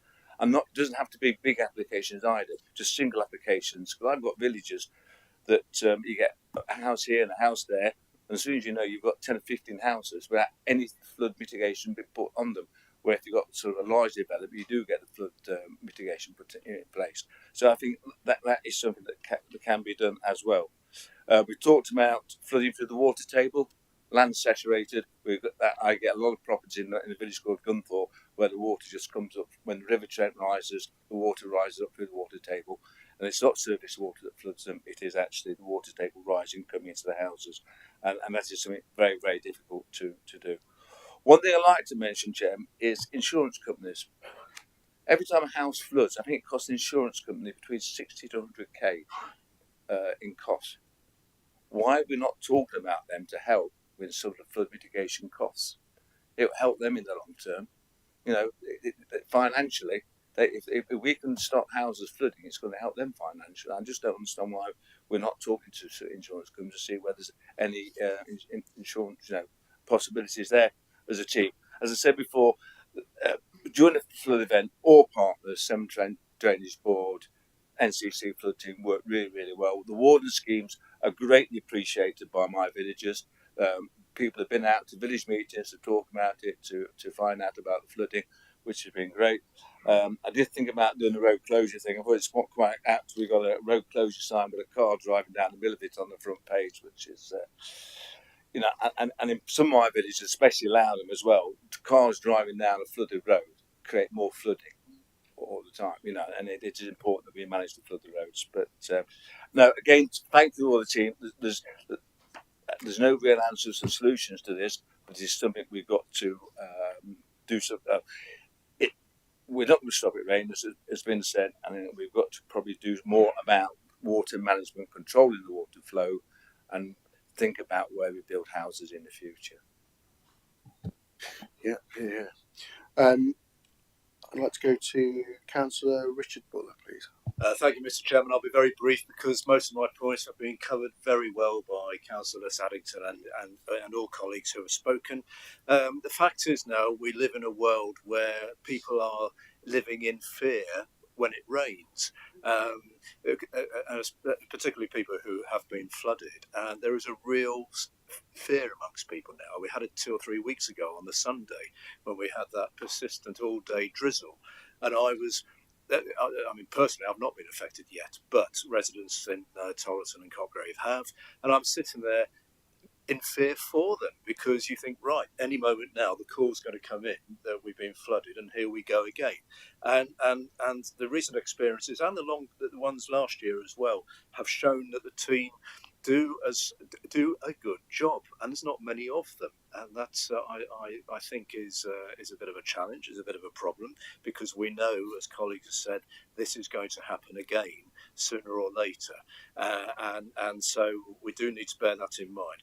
Now, a lot has been spoken about the gullies, and I absolutely understand completely that it's all very well clearing gullies, but if the rivers or where the water's going to are full, then it's not going to help. But I think it would be really helpful if members could be advised as to when the gullies are going to be cleared, because all too often we hear from residents saying, "Oh, you've not been round," and I hear what colleagues are saying, that they have seen the gullies being cleared, but with the best will in the world, we're not looking out the window all the time. We don't necessarily know. So I know the team is extremely busy, and the last thing they need is more demand on sending messages out to members. But if we can be told perhaps when gullies are going to be cleansed and cleared, and also if we could just have a little note saying they've been done, so we can help to reassure the residents that work has been done. And a little example of that is, again, with slightly parochial in Tollerton, which didn't have major flooding in Babette, ironically, but last year had pretty devastating flooding on some properties. I've got residents saying to me, the council has come along and painted the yellow lines, not for potholes, but for gullies. And there's a worry that when is that going to happen? And also it has to be said, and I'm not being flippant here, but is the yellow paint going to wear away before it's done? So it's all about, there is a lot to say about reassuring people that the relevant departments and teams know what the problems are working hard to resolve them, but also telling us what they're doing and what they've done. And then finally, just to add 2 other comments about the riparian ownership. It's such a huge issue.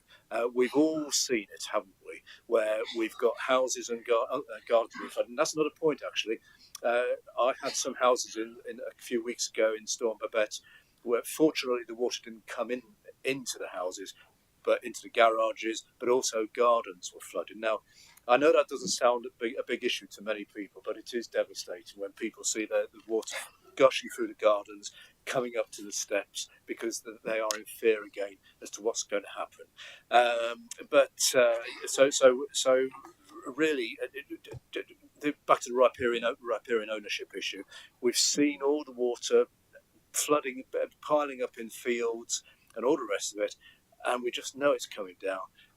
We must find a way of getting better control and influence over the third-party landowners, whether they're farmers, whether they're private households, or whoever, because if we don't, we're just going to have more and more of this problem. Thank you. Thank you very much. I don't know Councillor Williamson, but yeah, you do. Okay. Councillor Jonathan Wheeler, please.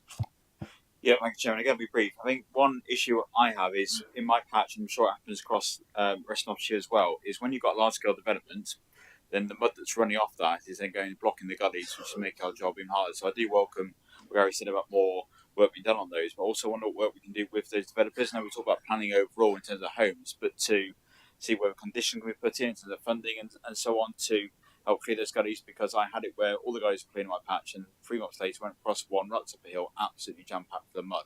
And although again my patch is less rural, more built up, I do still have plenty of problems. Like I said, on Milton Road, where I was out, like many colleagues would have been in the rain trying to clear gullies, etc. And again, the water was just that ferocious that it was coming up through the gullies. But with the ones that were blocked, the extra runoff that was caused was creating issues on the bottom road, and unfortunately is eroding the road surfaces, which we're not going on to potholes, don't worry, we'll be here till 5 o'clock. But that just doesn't help the situation either. So just in terms of the work we can do with said developers and the planning authorities to ask for that to work. And I will just say, I know we mentioned about Severn Trent. Again, I'm in that similar issue as well, where I've got chambers that have collapsed in my patch. It's taken months and the officers here have done a great job in trying to chase to get those repaired that are causing said issue. So I do feel we need to keep putting pressure on Severn Trent to come out and do what we need to do to help us as well. Thank you. Brilliant, thank you very much. If I can move over again to one of our invited guests, Councillor Maggie McGrath, if you'd like to ask your questions now. Thank you. Thank you, Chair. Thanks for allowing me to come as well. Yep. I mean, we've gone through quite and we're going over and over what's happened. That a number of it's been for years, which again I can understand because it's all down to money anyway. It's like in Stafford in particular, Wellington Street, right? It was the first time it flooded in 65 years. Now, that to me seems like something needs to be done. The simple things as well, cleaning the gullies.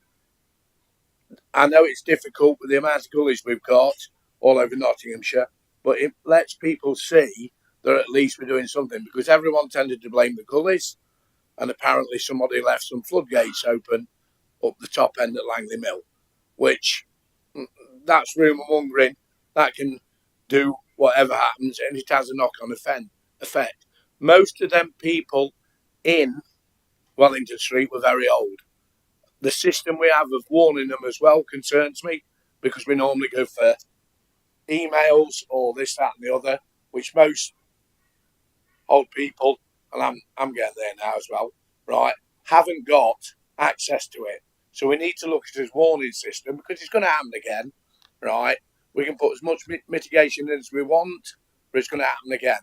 I think we need to also look at how quick we respond, because the two worst areas in Stafford that have flooded for a number of years, I won't include Trowell, because Trowell obviously has because of Boundary, but and Fields Farm and other things that I will include Trowell because it's in the report anyway.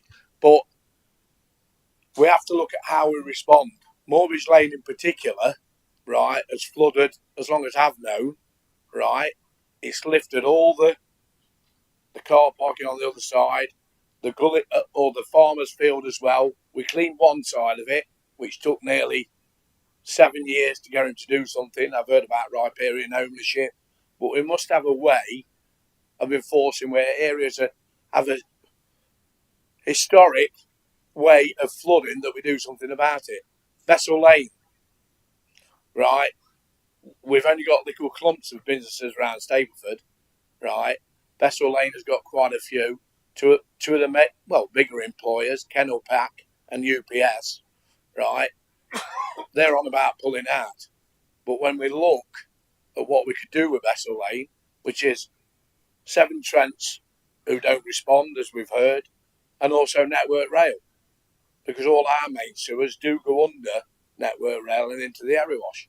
So we need to find a way, please, of getting them to respond. Otherwise, again, right, we're going to have no businesses are going to pull out of the town, and we're back to square one. So if we could put a time limit on how we respond, right, to places like Vessel Lane. I'm sure there's places all over the county that have the same problem. I know it's difficult to find who's responsible for what, but we need to be lobbying as MPs and saying that we need to be doing something, because it's going to happen again. Thank you, Mark. Thank you very much. Yeah, thanks for attending today. I appreciate it. So I'm just going to go back to Councillor Sue Saddington. Thank you, Chair. I'd just like to make a point, because Councillor Clark said he was on the planning authority at Rushcliffe. I'm on the planning committee, I mean, at Yorkshire District Council, when I look at the reports, one of the things I look at is what the Environment Agency have said.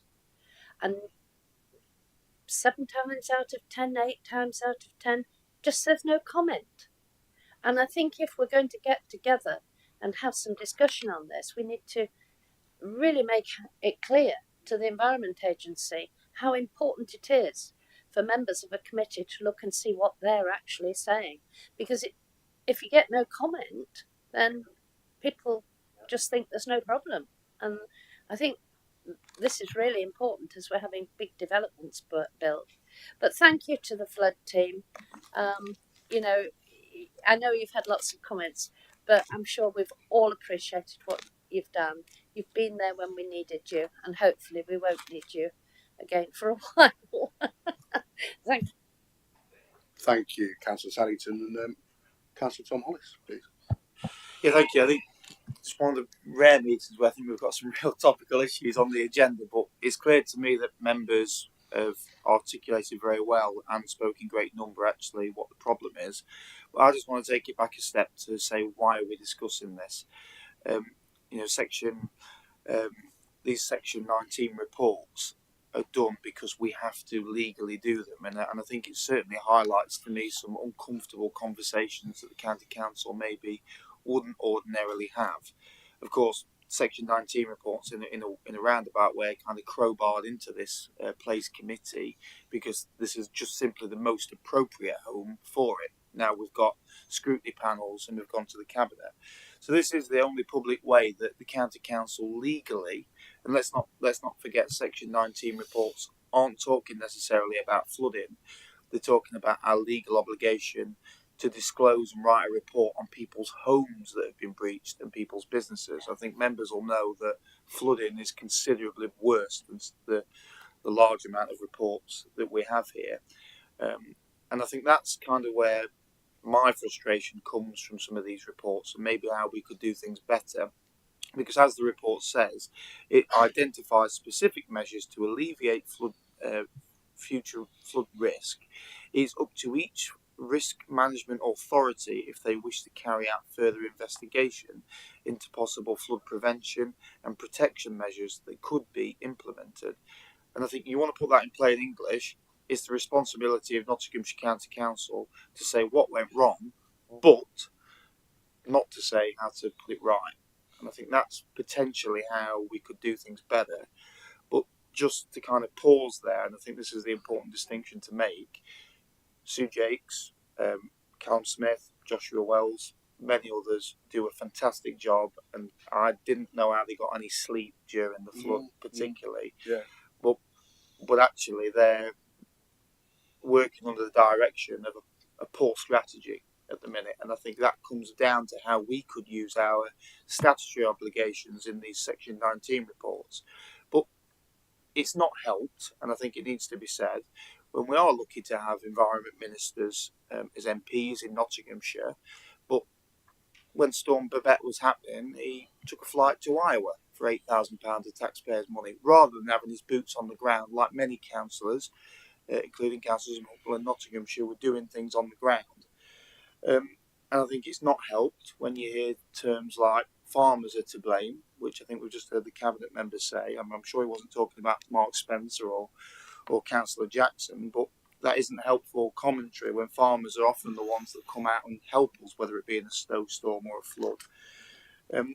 I don't particularly think it's helpful when we hear terms like, we should be making, like the deputy leader said, or we should be encouraging residents to do it themselves and helping them. Well, actually, no. And plastic skirting boards was mentioned. These are frankly ridiculous.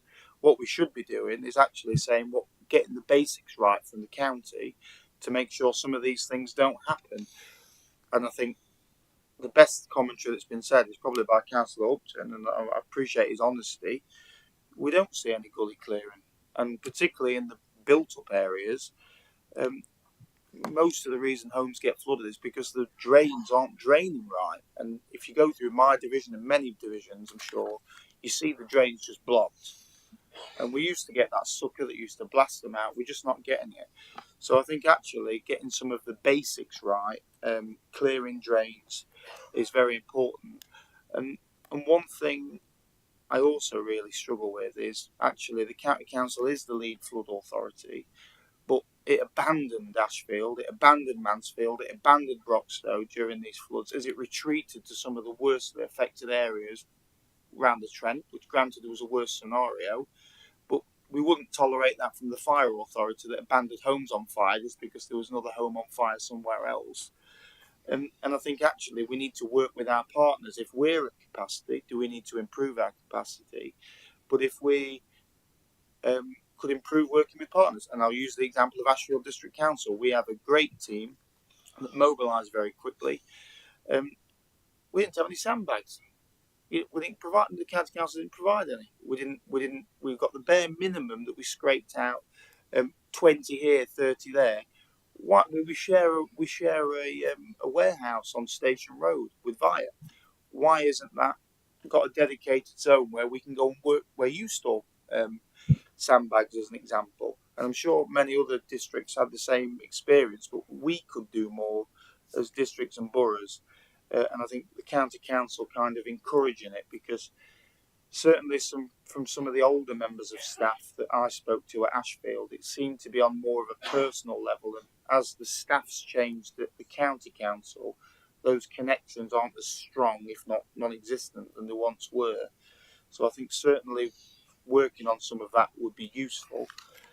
But I think in summary, what I'd like to see is actually us coming to some conclusion. I know we're not legally obligated, and everything that we're seeing in front of this paperwork is the statutory obligation that we as an authority have to do. And I don't want members to be fooled why that's here. This isn't a discussion like everything else on the agenda. I'd like to see actually, as an addition to this report, what we could do. And I know the resource wouldn't stretch to doing everything, but certainly some simple measures like having a regular drainage programme, like working with partners more, doesn't cost much, and having a basic plan to how could we stop some of these happening again. And I'll end by saying, as an example, a very practical example, Councillor Deakin and Councillor Matt Ralph's area of Sutton Junction regularly floods. And I would ask maybe as a test case that the Sue Jakes and her team look at some prevention works on the Sutton Junction estate. Of course, it's one of the Section 19 reports, but it's not the first time we've seen a Section 19 report for that one location. And it just seems a bit like deja vu, and I'm sure we're going to be seeing some similar things. But that's just my commentary, and I want to thank members for the very thorough discussion, because it's been really good. Thank you very much. Again, yes, I want to thank everybody for the debate so far, and if I can hand over now to quite an exhaustive list for you to reply to, that would be wonderful. Thank you very much. Thank you, Chairman. Well, you'll be pleased to know I'm not going to go through the exhaustive list of all of the comments, because it will take a long time. But what I can say is that the officers behind me have been feverishly making notes, and we'll have conversations with the members that have made some of those points. But I will just pick up on a couple. Firstly, in terms of gullies, I did actually make the comment that for want of a better expression, a blitz campaign had now already been started in terms of having a regime to clean the gullies, and indeed I have had more than one parish clerk report to me saying it's fantastic, the gully sucker, as is colloquially known, was here and has gone through and cleaned all the gullies, and it's brilliant. So unfortunately, it's a classic case of when you've got tens and tens of thousands of gullies, they can't all be cleaned this morning. Surprisingly, it takes longer than just a couple of hours to clean every single gully. It's just a shame that, as usual, just one small comment that I make gets taken is escalated. I did also say there are a lot of brilliant farmers, so it's just one of those things that operations that needs to be undertaken. And I did also refer to other property owners and householders as well. So one of the probably the main things I just wanted to pick up on, which several people did, and I know that Councillor Carr did as well, the status of lead flood authority, which I have been banging on about since before Storm Babet occurred. So I've been talking to MPs and lobbying them, and also lobbying the LGA to say basically that yes, we puff our chests out and we say, oh yes, County Council is the lead flood authority, and then you ask yourself, so what does that mean? Well, it means you've got that title that says you're the lead flood authority, but where's the teeth? There aren't any teeth. So what I would like to see, have been asking for the last year or more than a year, is that lead flood authorities are actually given some teeth to actually have some power to insist that other partner organisations do some of this work. I mean, this is surprisingly, there are in my division there are other picturesque villages other than Hickling. The picturesque village of Colston Bassett floods regularly, and I have been banging on about this for the last couple of years or more, and talking to MPs about the fact that we need to have extra teeth, and that's something that I will keep campaigning on, that we need to be able to have the power to both insist, but also when I say work together, all our partner organisations, we need to be able to work together, but also work together to use powers and to use resources and capacity that we can attain in order to help prevent some of these flood events. I'll repeat, I say we're not going to stop the rain, and it's very apt because I think within the space for the next couple of hours, I hope somebody's not reaping vengeance on this discussion.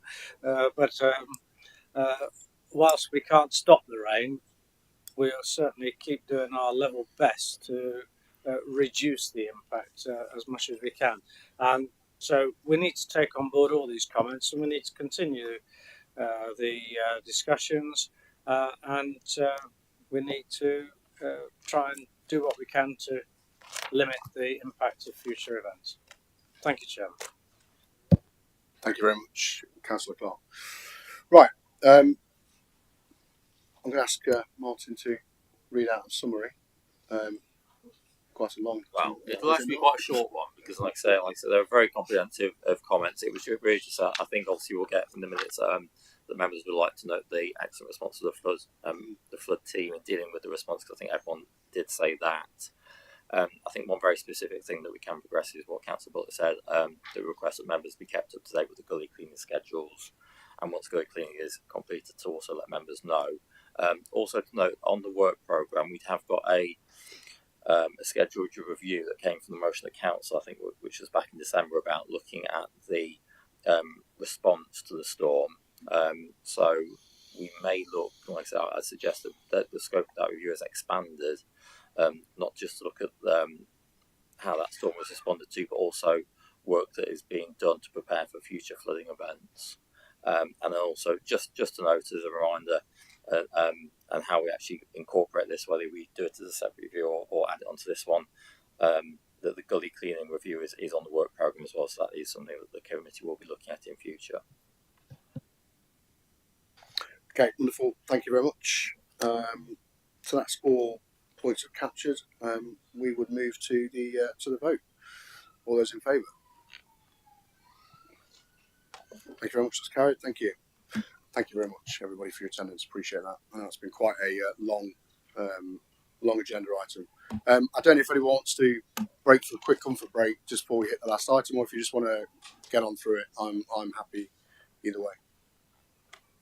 Just crack on. Sure. Yep. Okay. Lovely. Thank you very much.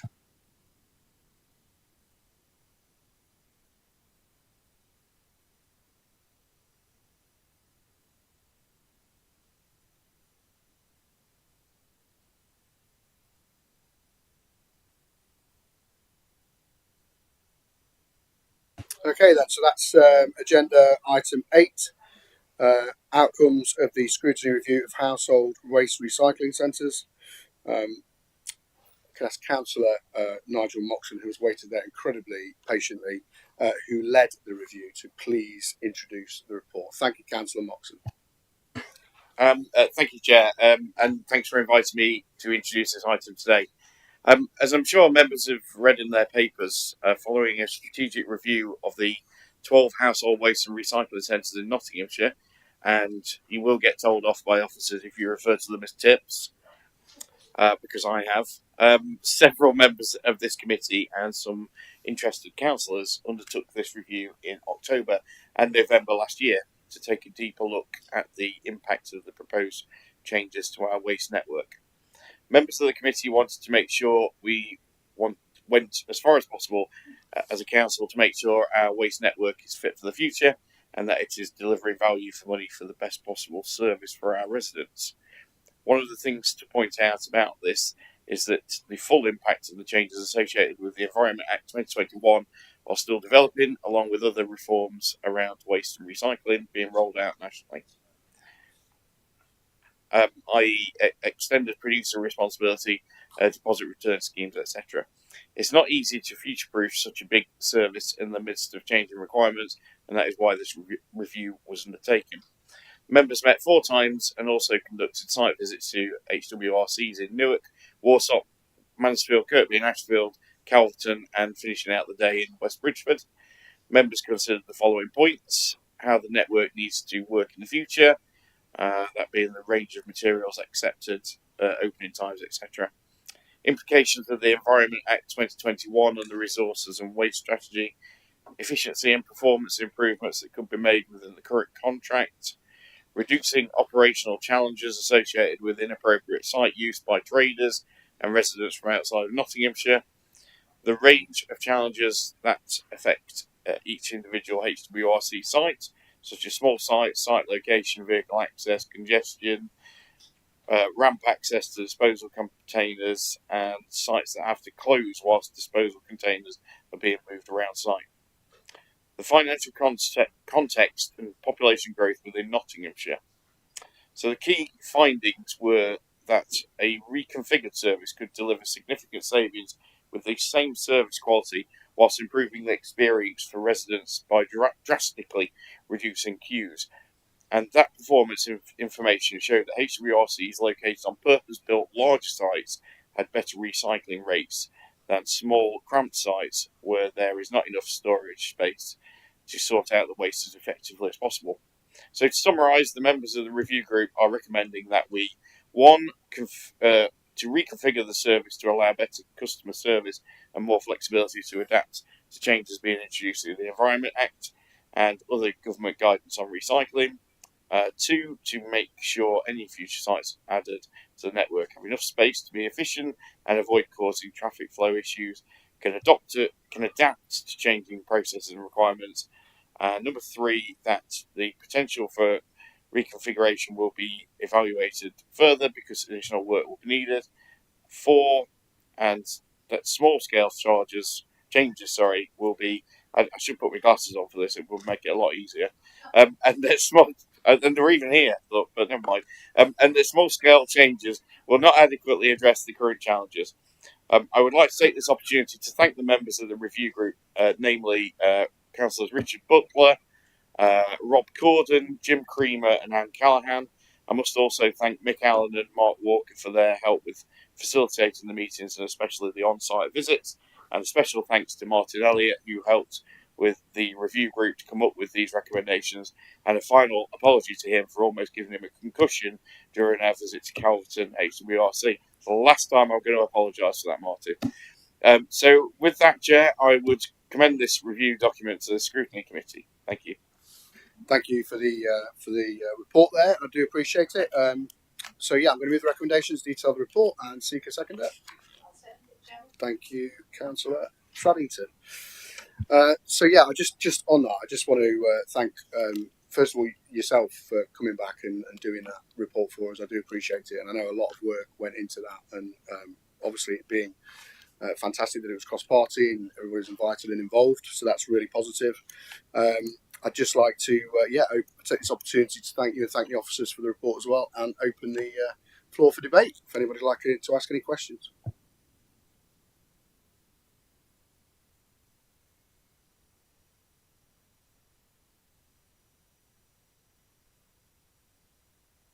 Okay, so we'll start off with Councillor Williams, please. Yeah, thank you, Chairman.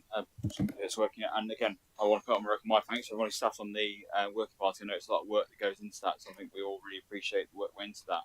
I mean, for my end, Westbridge Recycling Centre is one which is made of my life, and I know fellow councillors as well, and I know Neil and officers constantly about it because it's a major issue. So to me, looking at strategic sites that are larger and can accommodate more traffic, but also being in areas where they can cope with it with the road network would be really appreciated, because the one we have in Rushcliffe, that's in Westbridge, obviously the patch next to mine, is a very small centre, as I'm sure members saw when they went there, and the traffic build-up we have, because on a nice sunny Saturday, it seems everyone really likes to trip to the recycling centre, and it blocks a major road that goes throughout Westbridge and causes local residents a lot of angst, and obviously the motorists who and dangerous more than anything else that people are trying to pass on blind bends. So I do welcome what's been proposed here today to look at how the network can be in the future, but also the fact that the sites can potentially take more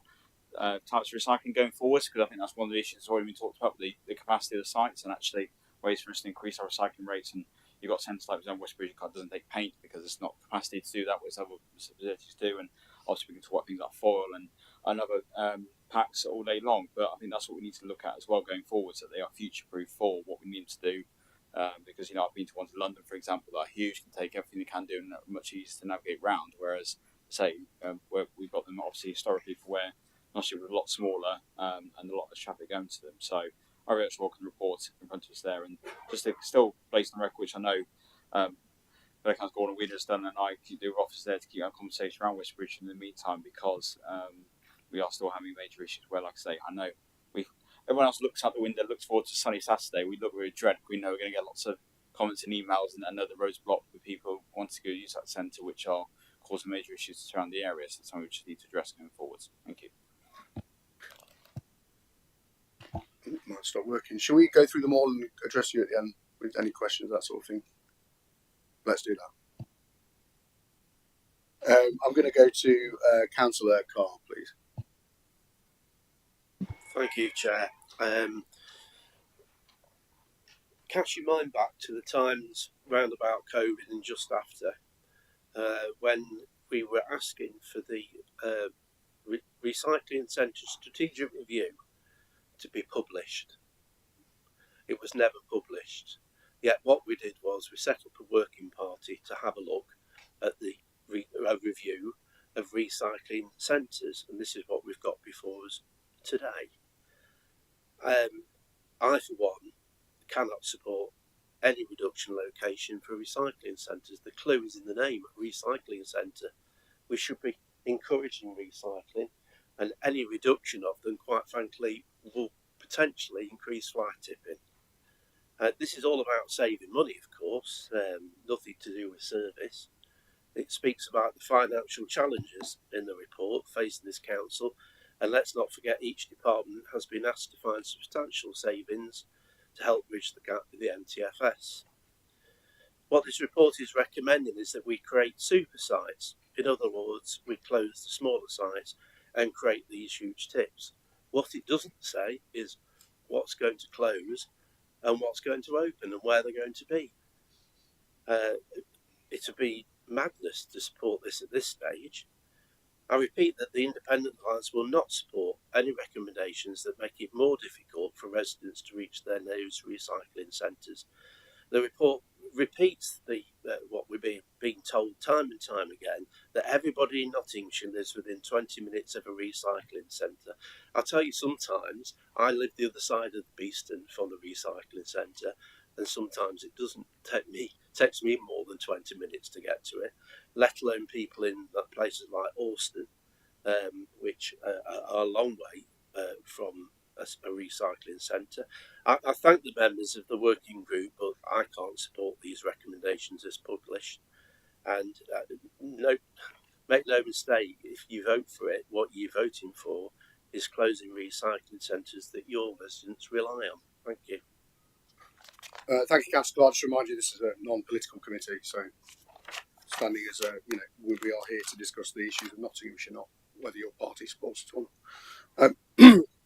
Councillor Tom Hollis, please. Thank you, Chair. I think the plans are contained in recommendation 2, paragraph 45. The purpose of the opening of the new super sites. It further states that no firm locations for these new sites have been considered as part of the production of these scenarios. There are, however, a range of possible sites across Nottinghamshire that are either owned by the council or designated as industrial waste sites in the district and borough local plans, where these super sites could potentially be located. Following publication of this report, Councillor Jason Sadrozny, of course leader of the Independent Alliance opposition group, wrote to officers expressing several concerns about the outcome of the scrutiny review of the household waste recycling centres across Nottinghamshire. We have yet to have a response. The Independent Alliance, have serious concerns about some of the sorry to interrupt you. Can you please? This is a non-political committee, so we're not here to address political parties' priorities. We're here to address individuals' priorities on behalf of Nottinghamshire County Council's residents. And all parties were invited to all parts of the actual review group, and whether you attended or not was your own decision. Point of order, Mr. Chairman. We're all here as Conservatives, Independents, Alliance and Labour. We're apportioned on that, and that is what we are. This committee is a scrutiny committee, Councillor. If we all can work together. Everybody else in this room understands that. Everybody else in this room understands that. If we can all agree, if we can all agree on something, that's fine. But where we disagree, why are you standing up? Then we disagree because you keep talking. I'm not standing up. Why are you standing up? Well, because you are completely ignoring. This is a non-political committee. No, well, it might be to you, but it's a political meeting. So it's a political committee to you, is what you're saying. Please carry on, Councillor Hollis. Well, I might disagree with the chairman, but it's his meeting and let him do it. So the councillors that sit here, of course, we know who they are, to keep it non-political, have very serious concerns about the recommendations concerned within this report, specifically relating to the future of recycling centres in places like Beeston, Giltbrook, Hucknall, Kirkby and Ashfield and Mansfield. As I said, the purpose to move towards the super site recycling centres at the expense of some of the 12 recycling centres that are located across the 7 districts and boroughs in Nottinghamshire. Paragraph 26 of this report states that the household recycling centre network could be delivered provided an opportunity for efficiencies and savings to be identified. Put in plain English, this looks to me like you're planning on cuts to service, which will include a number of recycling centre closures. We saw during COVID, when our recycling centres closed at the earliest opportunity by Nottinghamshire County Council, the massive impact that had on increasing fly tipping. We also know that despite several requests, we have still not been provided with the outcome of the recycling centre strategy review carried out by the independent consultants at great expense to this council in 2022. And of course, further to this, the council has not kept its promise made in 2018 to deal with a lack of recycling centre provision in the Ashfield and Mansfield areas. The council has also failed to keep its promise to improve provision in the Rushcliffe district, as Councillor Purdue-Horan has regularly pointed out. Therefore, the councillors here and the councillors that sit behind this committee would therefore like a guarantee that Nottinghamshire has no plans to close recycling centres in places like Beeston, Gilbrook, Hucknall, Kirkby and Ashfield and Mansfield. And I think how that guarantee could work is by literally being told today that no recycling centres will close. I'm going to guess we're not going to hear that. And then point two, a full publication of the recycling centre strategy, which was carried out in 2022. We've been promised it multiple times and still not seen it. That's really the comments from me. Thank you, Chair. Thank you. Councillor Sybil Fielding, please. Thank you. Workshops, household waste recycling facilities within the division I represent, and the issue over accessing it and the area around it has over the past few years been redeveloped. The Vesuvius site now houses considerable industrial and not only the new Worksop fire station, but a huge Asda close. And the issue you've got there now is that you've got a very busy roundabout, which is in very close vicinity to the household recycling centre, and you get traffic backing up to the roundabout.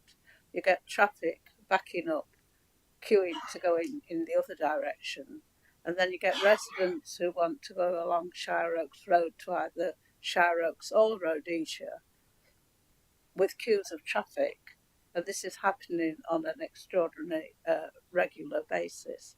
I mean, it is something I have raised with officers before. We want very much for people to use these facilities, but we also want them to safely access these facilities, and it's how we can manage the traffic situation there without having a crash caused by people overtaking queues, not knowing what they're heading into. But as I say, I just wanted to make this committee aware of the situation that we've got there. Also, there is a paragraph here on about high utilisation of sites with low population, such as Newark and Worksop. I would say in the last, 4 years, the division I represent has had another 1,500 houses planning permission, of which a good 1,000 have already been built.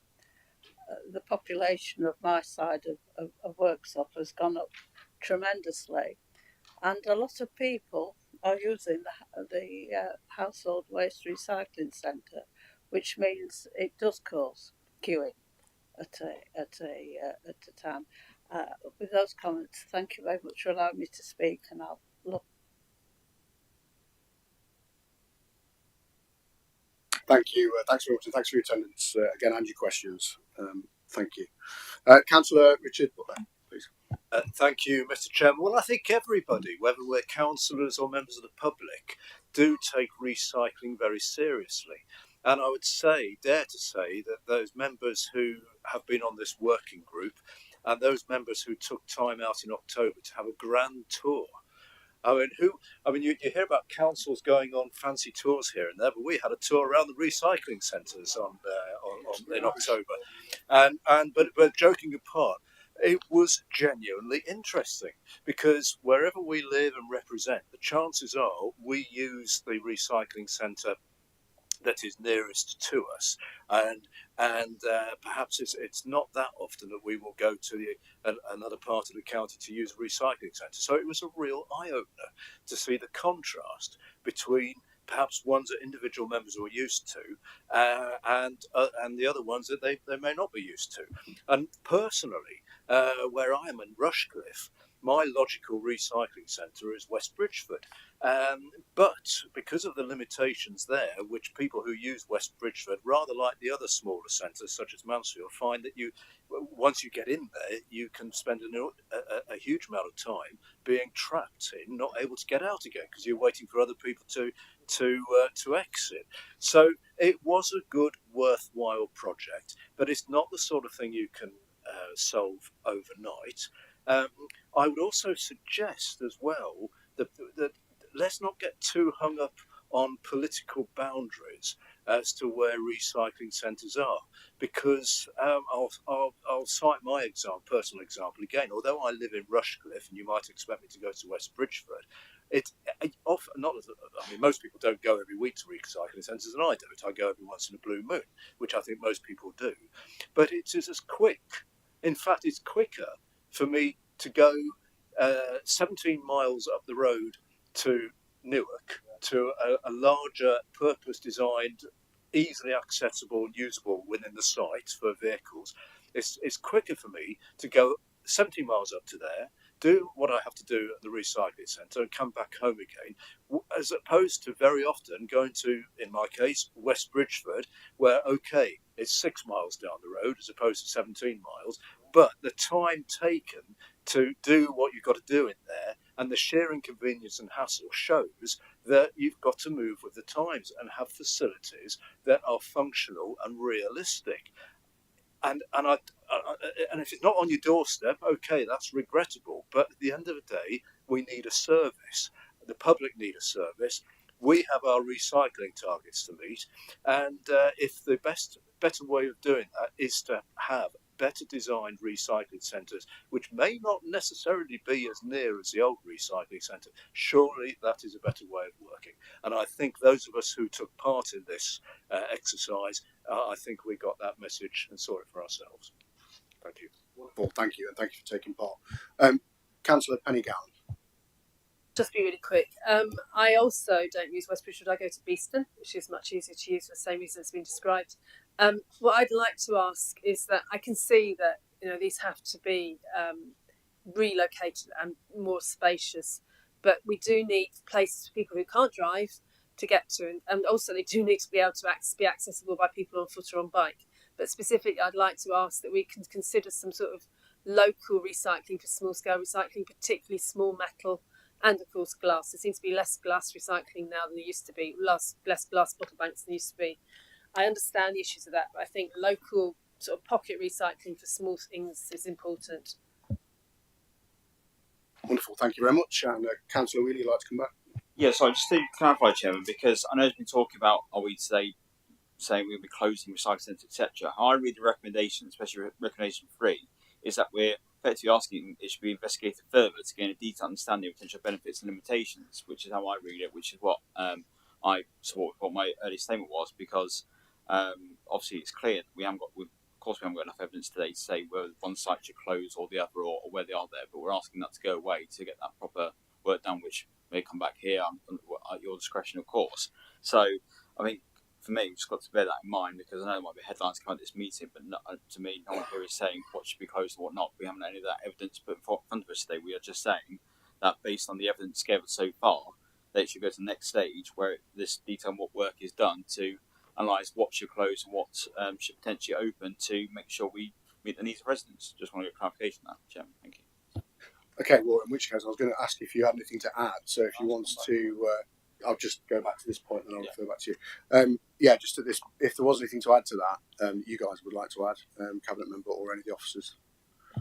Well, I think the only thing, Chairman, to say is obviously it is Councillor Moxon's report, and I'm certainly very grateful to Councillor Moxon and the other members of the review group for carrying this out, and it's very valuable information, and so the recommendations need to be utilised and used, and we need to take the work forward. I mean, the main emphasis is that we want to improve the service, and we want to make it more efficient as well. So that's why there is reference to super sites, and just as one example, West Bridgeford was mentioned as an example. It's an incredibly compact site, so a new super site would be beneficial to improve the service. And talking about new housing developments, there's a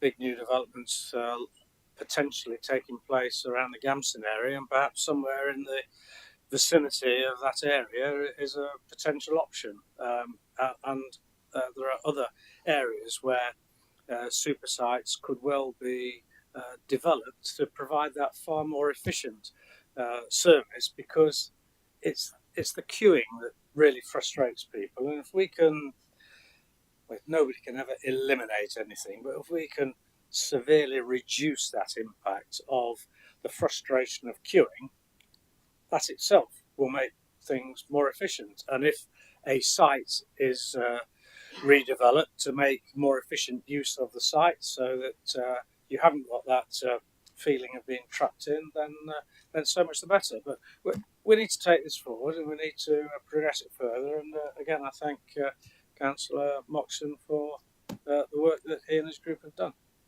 Thank you. Yeah, Councillor Moxon. Thank you. Yeah, thank you, Chair. I just wanted to come back on a couple of things. I think most of the points have actually been made, but just Councillor Wheeler mentioned about West Bridgeford site not being big enough. I mean, that was blatantly obvious when we visited it. I think the people that work there and are running the site do an incredible job with what they've got. But it's and we went on a fairly quiet. I'm looking at sort of Councillor Butler, but we went on quite a quiet afternoon. And it was busy, and I could imagine it being chaos on a nice weekend. But interestingly, there was a lady that stopped us while we were at that site who said that the staff there did a brilliant job, and it was a fantastic site, and so there are people that are very appreciative of it, but perhaps she might not have said that if she had regular access to the Newark site, which is like the creme de la creme site, really, I suppose, in comparison. I just wanted to point out that the review process certainly wasn't revolved around money and cost saving. It was about trying to make the service better, and as part of the discussions about these so-called super sites, it was something that Councillor Butler's already mentioned. It's all very well being 10 minutes away from a site if you're then there for half an hour queuing up, which I know happens. I've been in the queue myself at Mansfield, where you can be in the queue half an hour plus waiting. Whereas, I could have, if I'd have thought about it, and I didn't think about it at the time, but at times I have been stuck in it, another 15-20 minutes going to, or 15 minutes extra going to Newark could have been, there and back in less time than it would have taken me to sit being frustrated at Mansfield trying to offload there. So that was part of the consideration was, whilst, it wouldn't be, it's not ideal for everyone that it's not within 5-10 minutes of their house, that if we were able to put in these bigger sites, it would actually reduce the amount of time taken overall from your start of your journey to the end of your journey. You might have to travel a bit further, but you certainly wouldn't have a half an hour plus wait in between time. So that was the main part of the consideration. But I just also wanted to stress it wasn't about reducing costs. In fact, some of these things initially it's going to cost extra to build these super sites. So thank you. Wonderful, thank you very much. Oh, Councillor, would you like to come back? Yeah, I think it's a summary. I think to conclude, just because we've got a difference of opinion, it's not making it political. But I think just to pick up on a few things, I think this is a public setting. You say it's not about saving money, yet the report says it's about saving 1.7 million. We asked for a categoric thing that we aren't going to close sites. The cabinet member was very tactful in avoiding that question. Councillor Wheeler's tried to bring us back to the recommendations, but then you hear Councillor Butler, a very senior member of the Conservative Party, talking about, and we've started to test the water now with what Councillor Moxon's just said there, driving considerable distances to get to recycling. Oh, I don't mind driving considerable distances, and I think not to be political, but I think the Labour members, I've had to sit next to Councillor Gowland for many years now, and I agree with what you say about the environment. How you can justify encouraging residents to drive 20 minutes, 30 minutes round trip, or 40 minutes extra round trip to get to these sites, I think is frustrating. But I think one recommendation that we could potentially agree on is, why hasn't this committee seen the report that was published in 2020? When was it? It was 2022. And I think that could be a recommendation. We've asked for it before, that we ask for this report to be published. But that's kind of simple. I think we all know what this means. We know that the county council is gearing itself up to close multiple recycling centres across the district, across the county, and open up a very small amount of other ones. Whether they could be super or not, I don't know. But I think from history, looking at road budgets, etc., it probably almost certainly means Broxtowe, Mansfield and Ashfield will only get one, and probably the other side of the county will get quite a lot. That's what it says to me.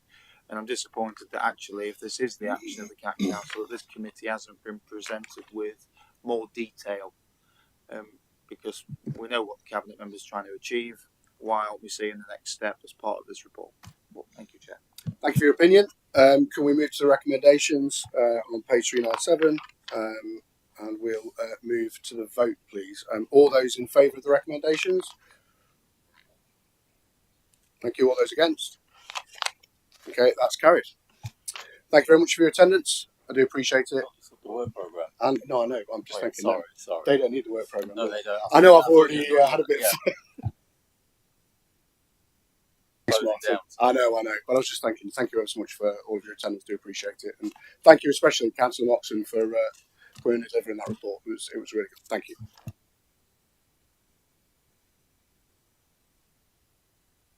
Right, members of the committee, we'll move on to the final item of today's meeting, which is the work programme. I really will be very brief with this, because we've all been here a very long time. Obviously, the work programme is there to note. I've already referred to the upcoming reviews on the flooding and gully cleaning, as well as the short review that we'll look to get scheduled in about residence parking, so that you can talk about it in a little bit more detail and put your ideas forward. Just note that the work programme is looking quite full at the minute, so we're currently discussing with the chair the potential of having an additional meeting just to even out the meetings a bit more, so we're not sat here for have another however long we've been here, 3-hour meeting. So that there may be an additional meeting over the next couple of months, just to ease the workload a little bit. As always, if you've got any suggestions for the work programme, please let myself and the chair know. Councillor Gowan. Thank you. Something's been brought to my attention during this meeting, which is that banks, a particular bank, is actually running surgeries, whatever the right word is, in the libraries. So I'm very strongly in favour of public sector services being used in this way. However, I think this is something that should maybe be reviewed, like how much money is the council going for it, which organisations we're allowing to use the libraries. I think maybe the use of the libraries as well, it's more than drop-in centres, potentially for highly confidential and commercial activities should be reviewed.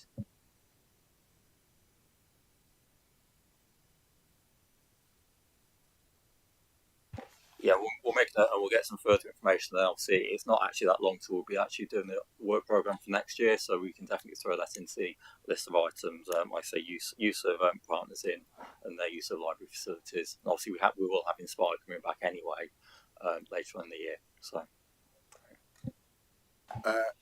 yeah, if you'd like to go, thank you. Yeah, thanks, Councillor Gallen. It might suggest that perhaps we have a conversation after the meeting, just to find out a little bit more about that before we do too much further work on it, to understand if it's a library or. Thank you, Derek. Appreciate that. Anybody else before we call the meeting to a close? Once again, thank you so much for all of your patience and all of your contributions today. I think we've had some really good debates and some really interesting and I know very important issues to the public in Nottinghamshire. So thank you very much for all taking part. Thank you.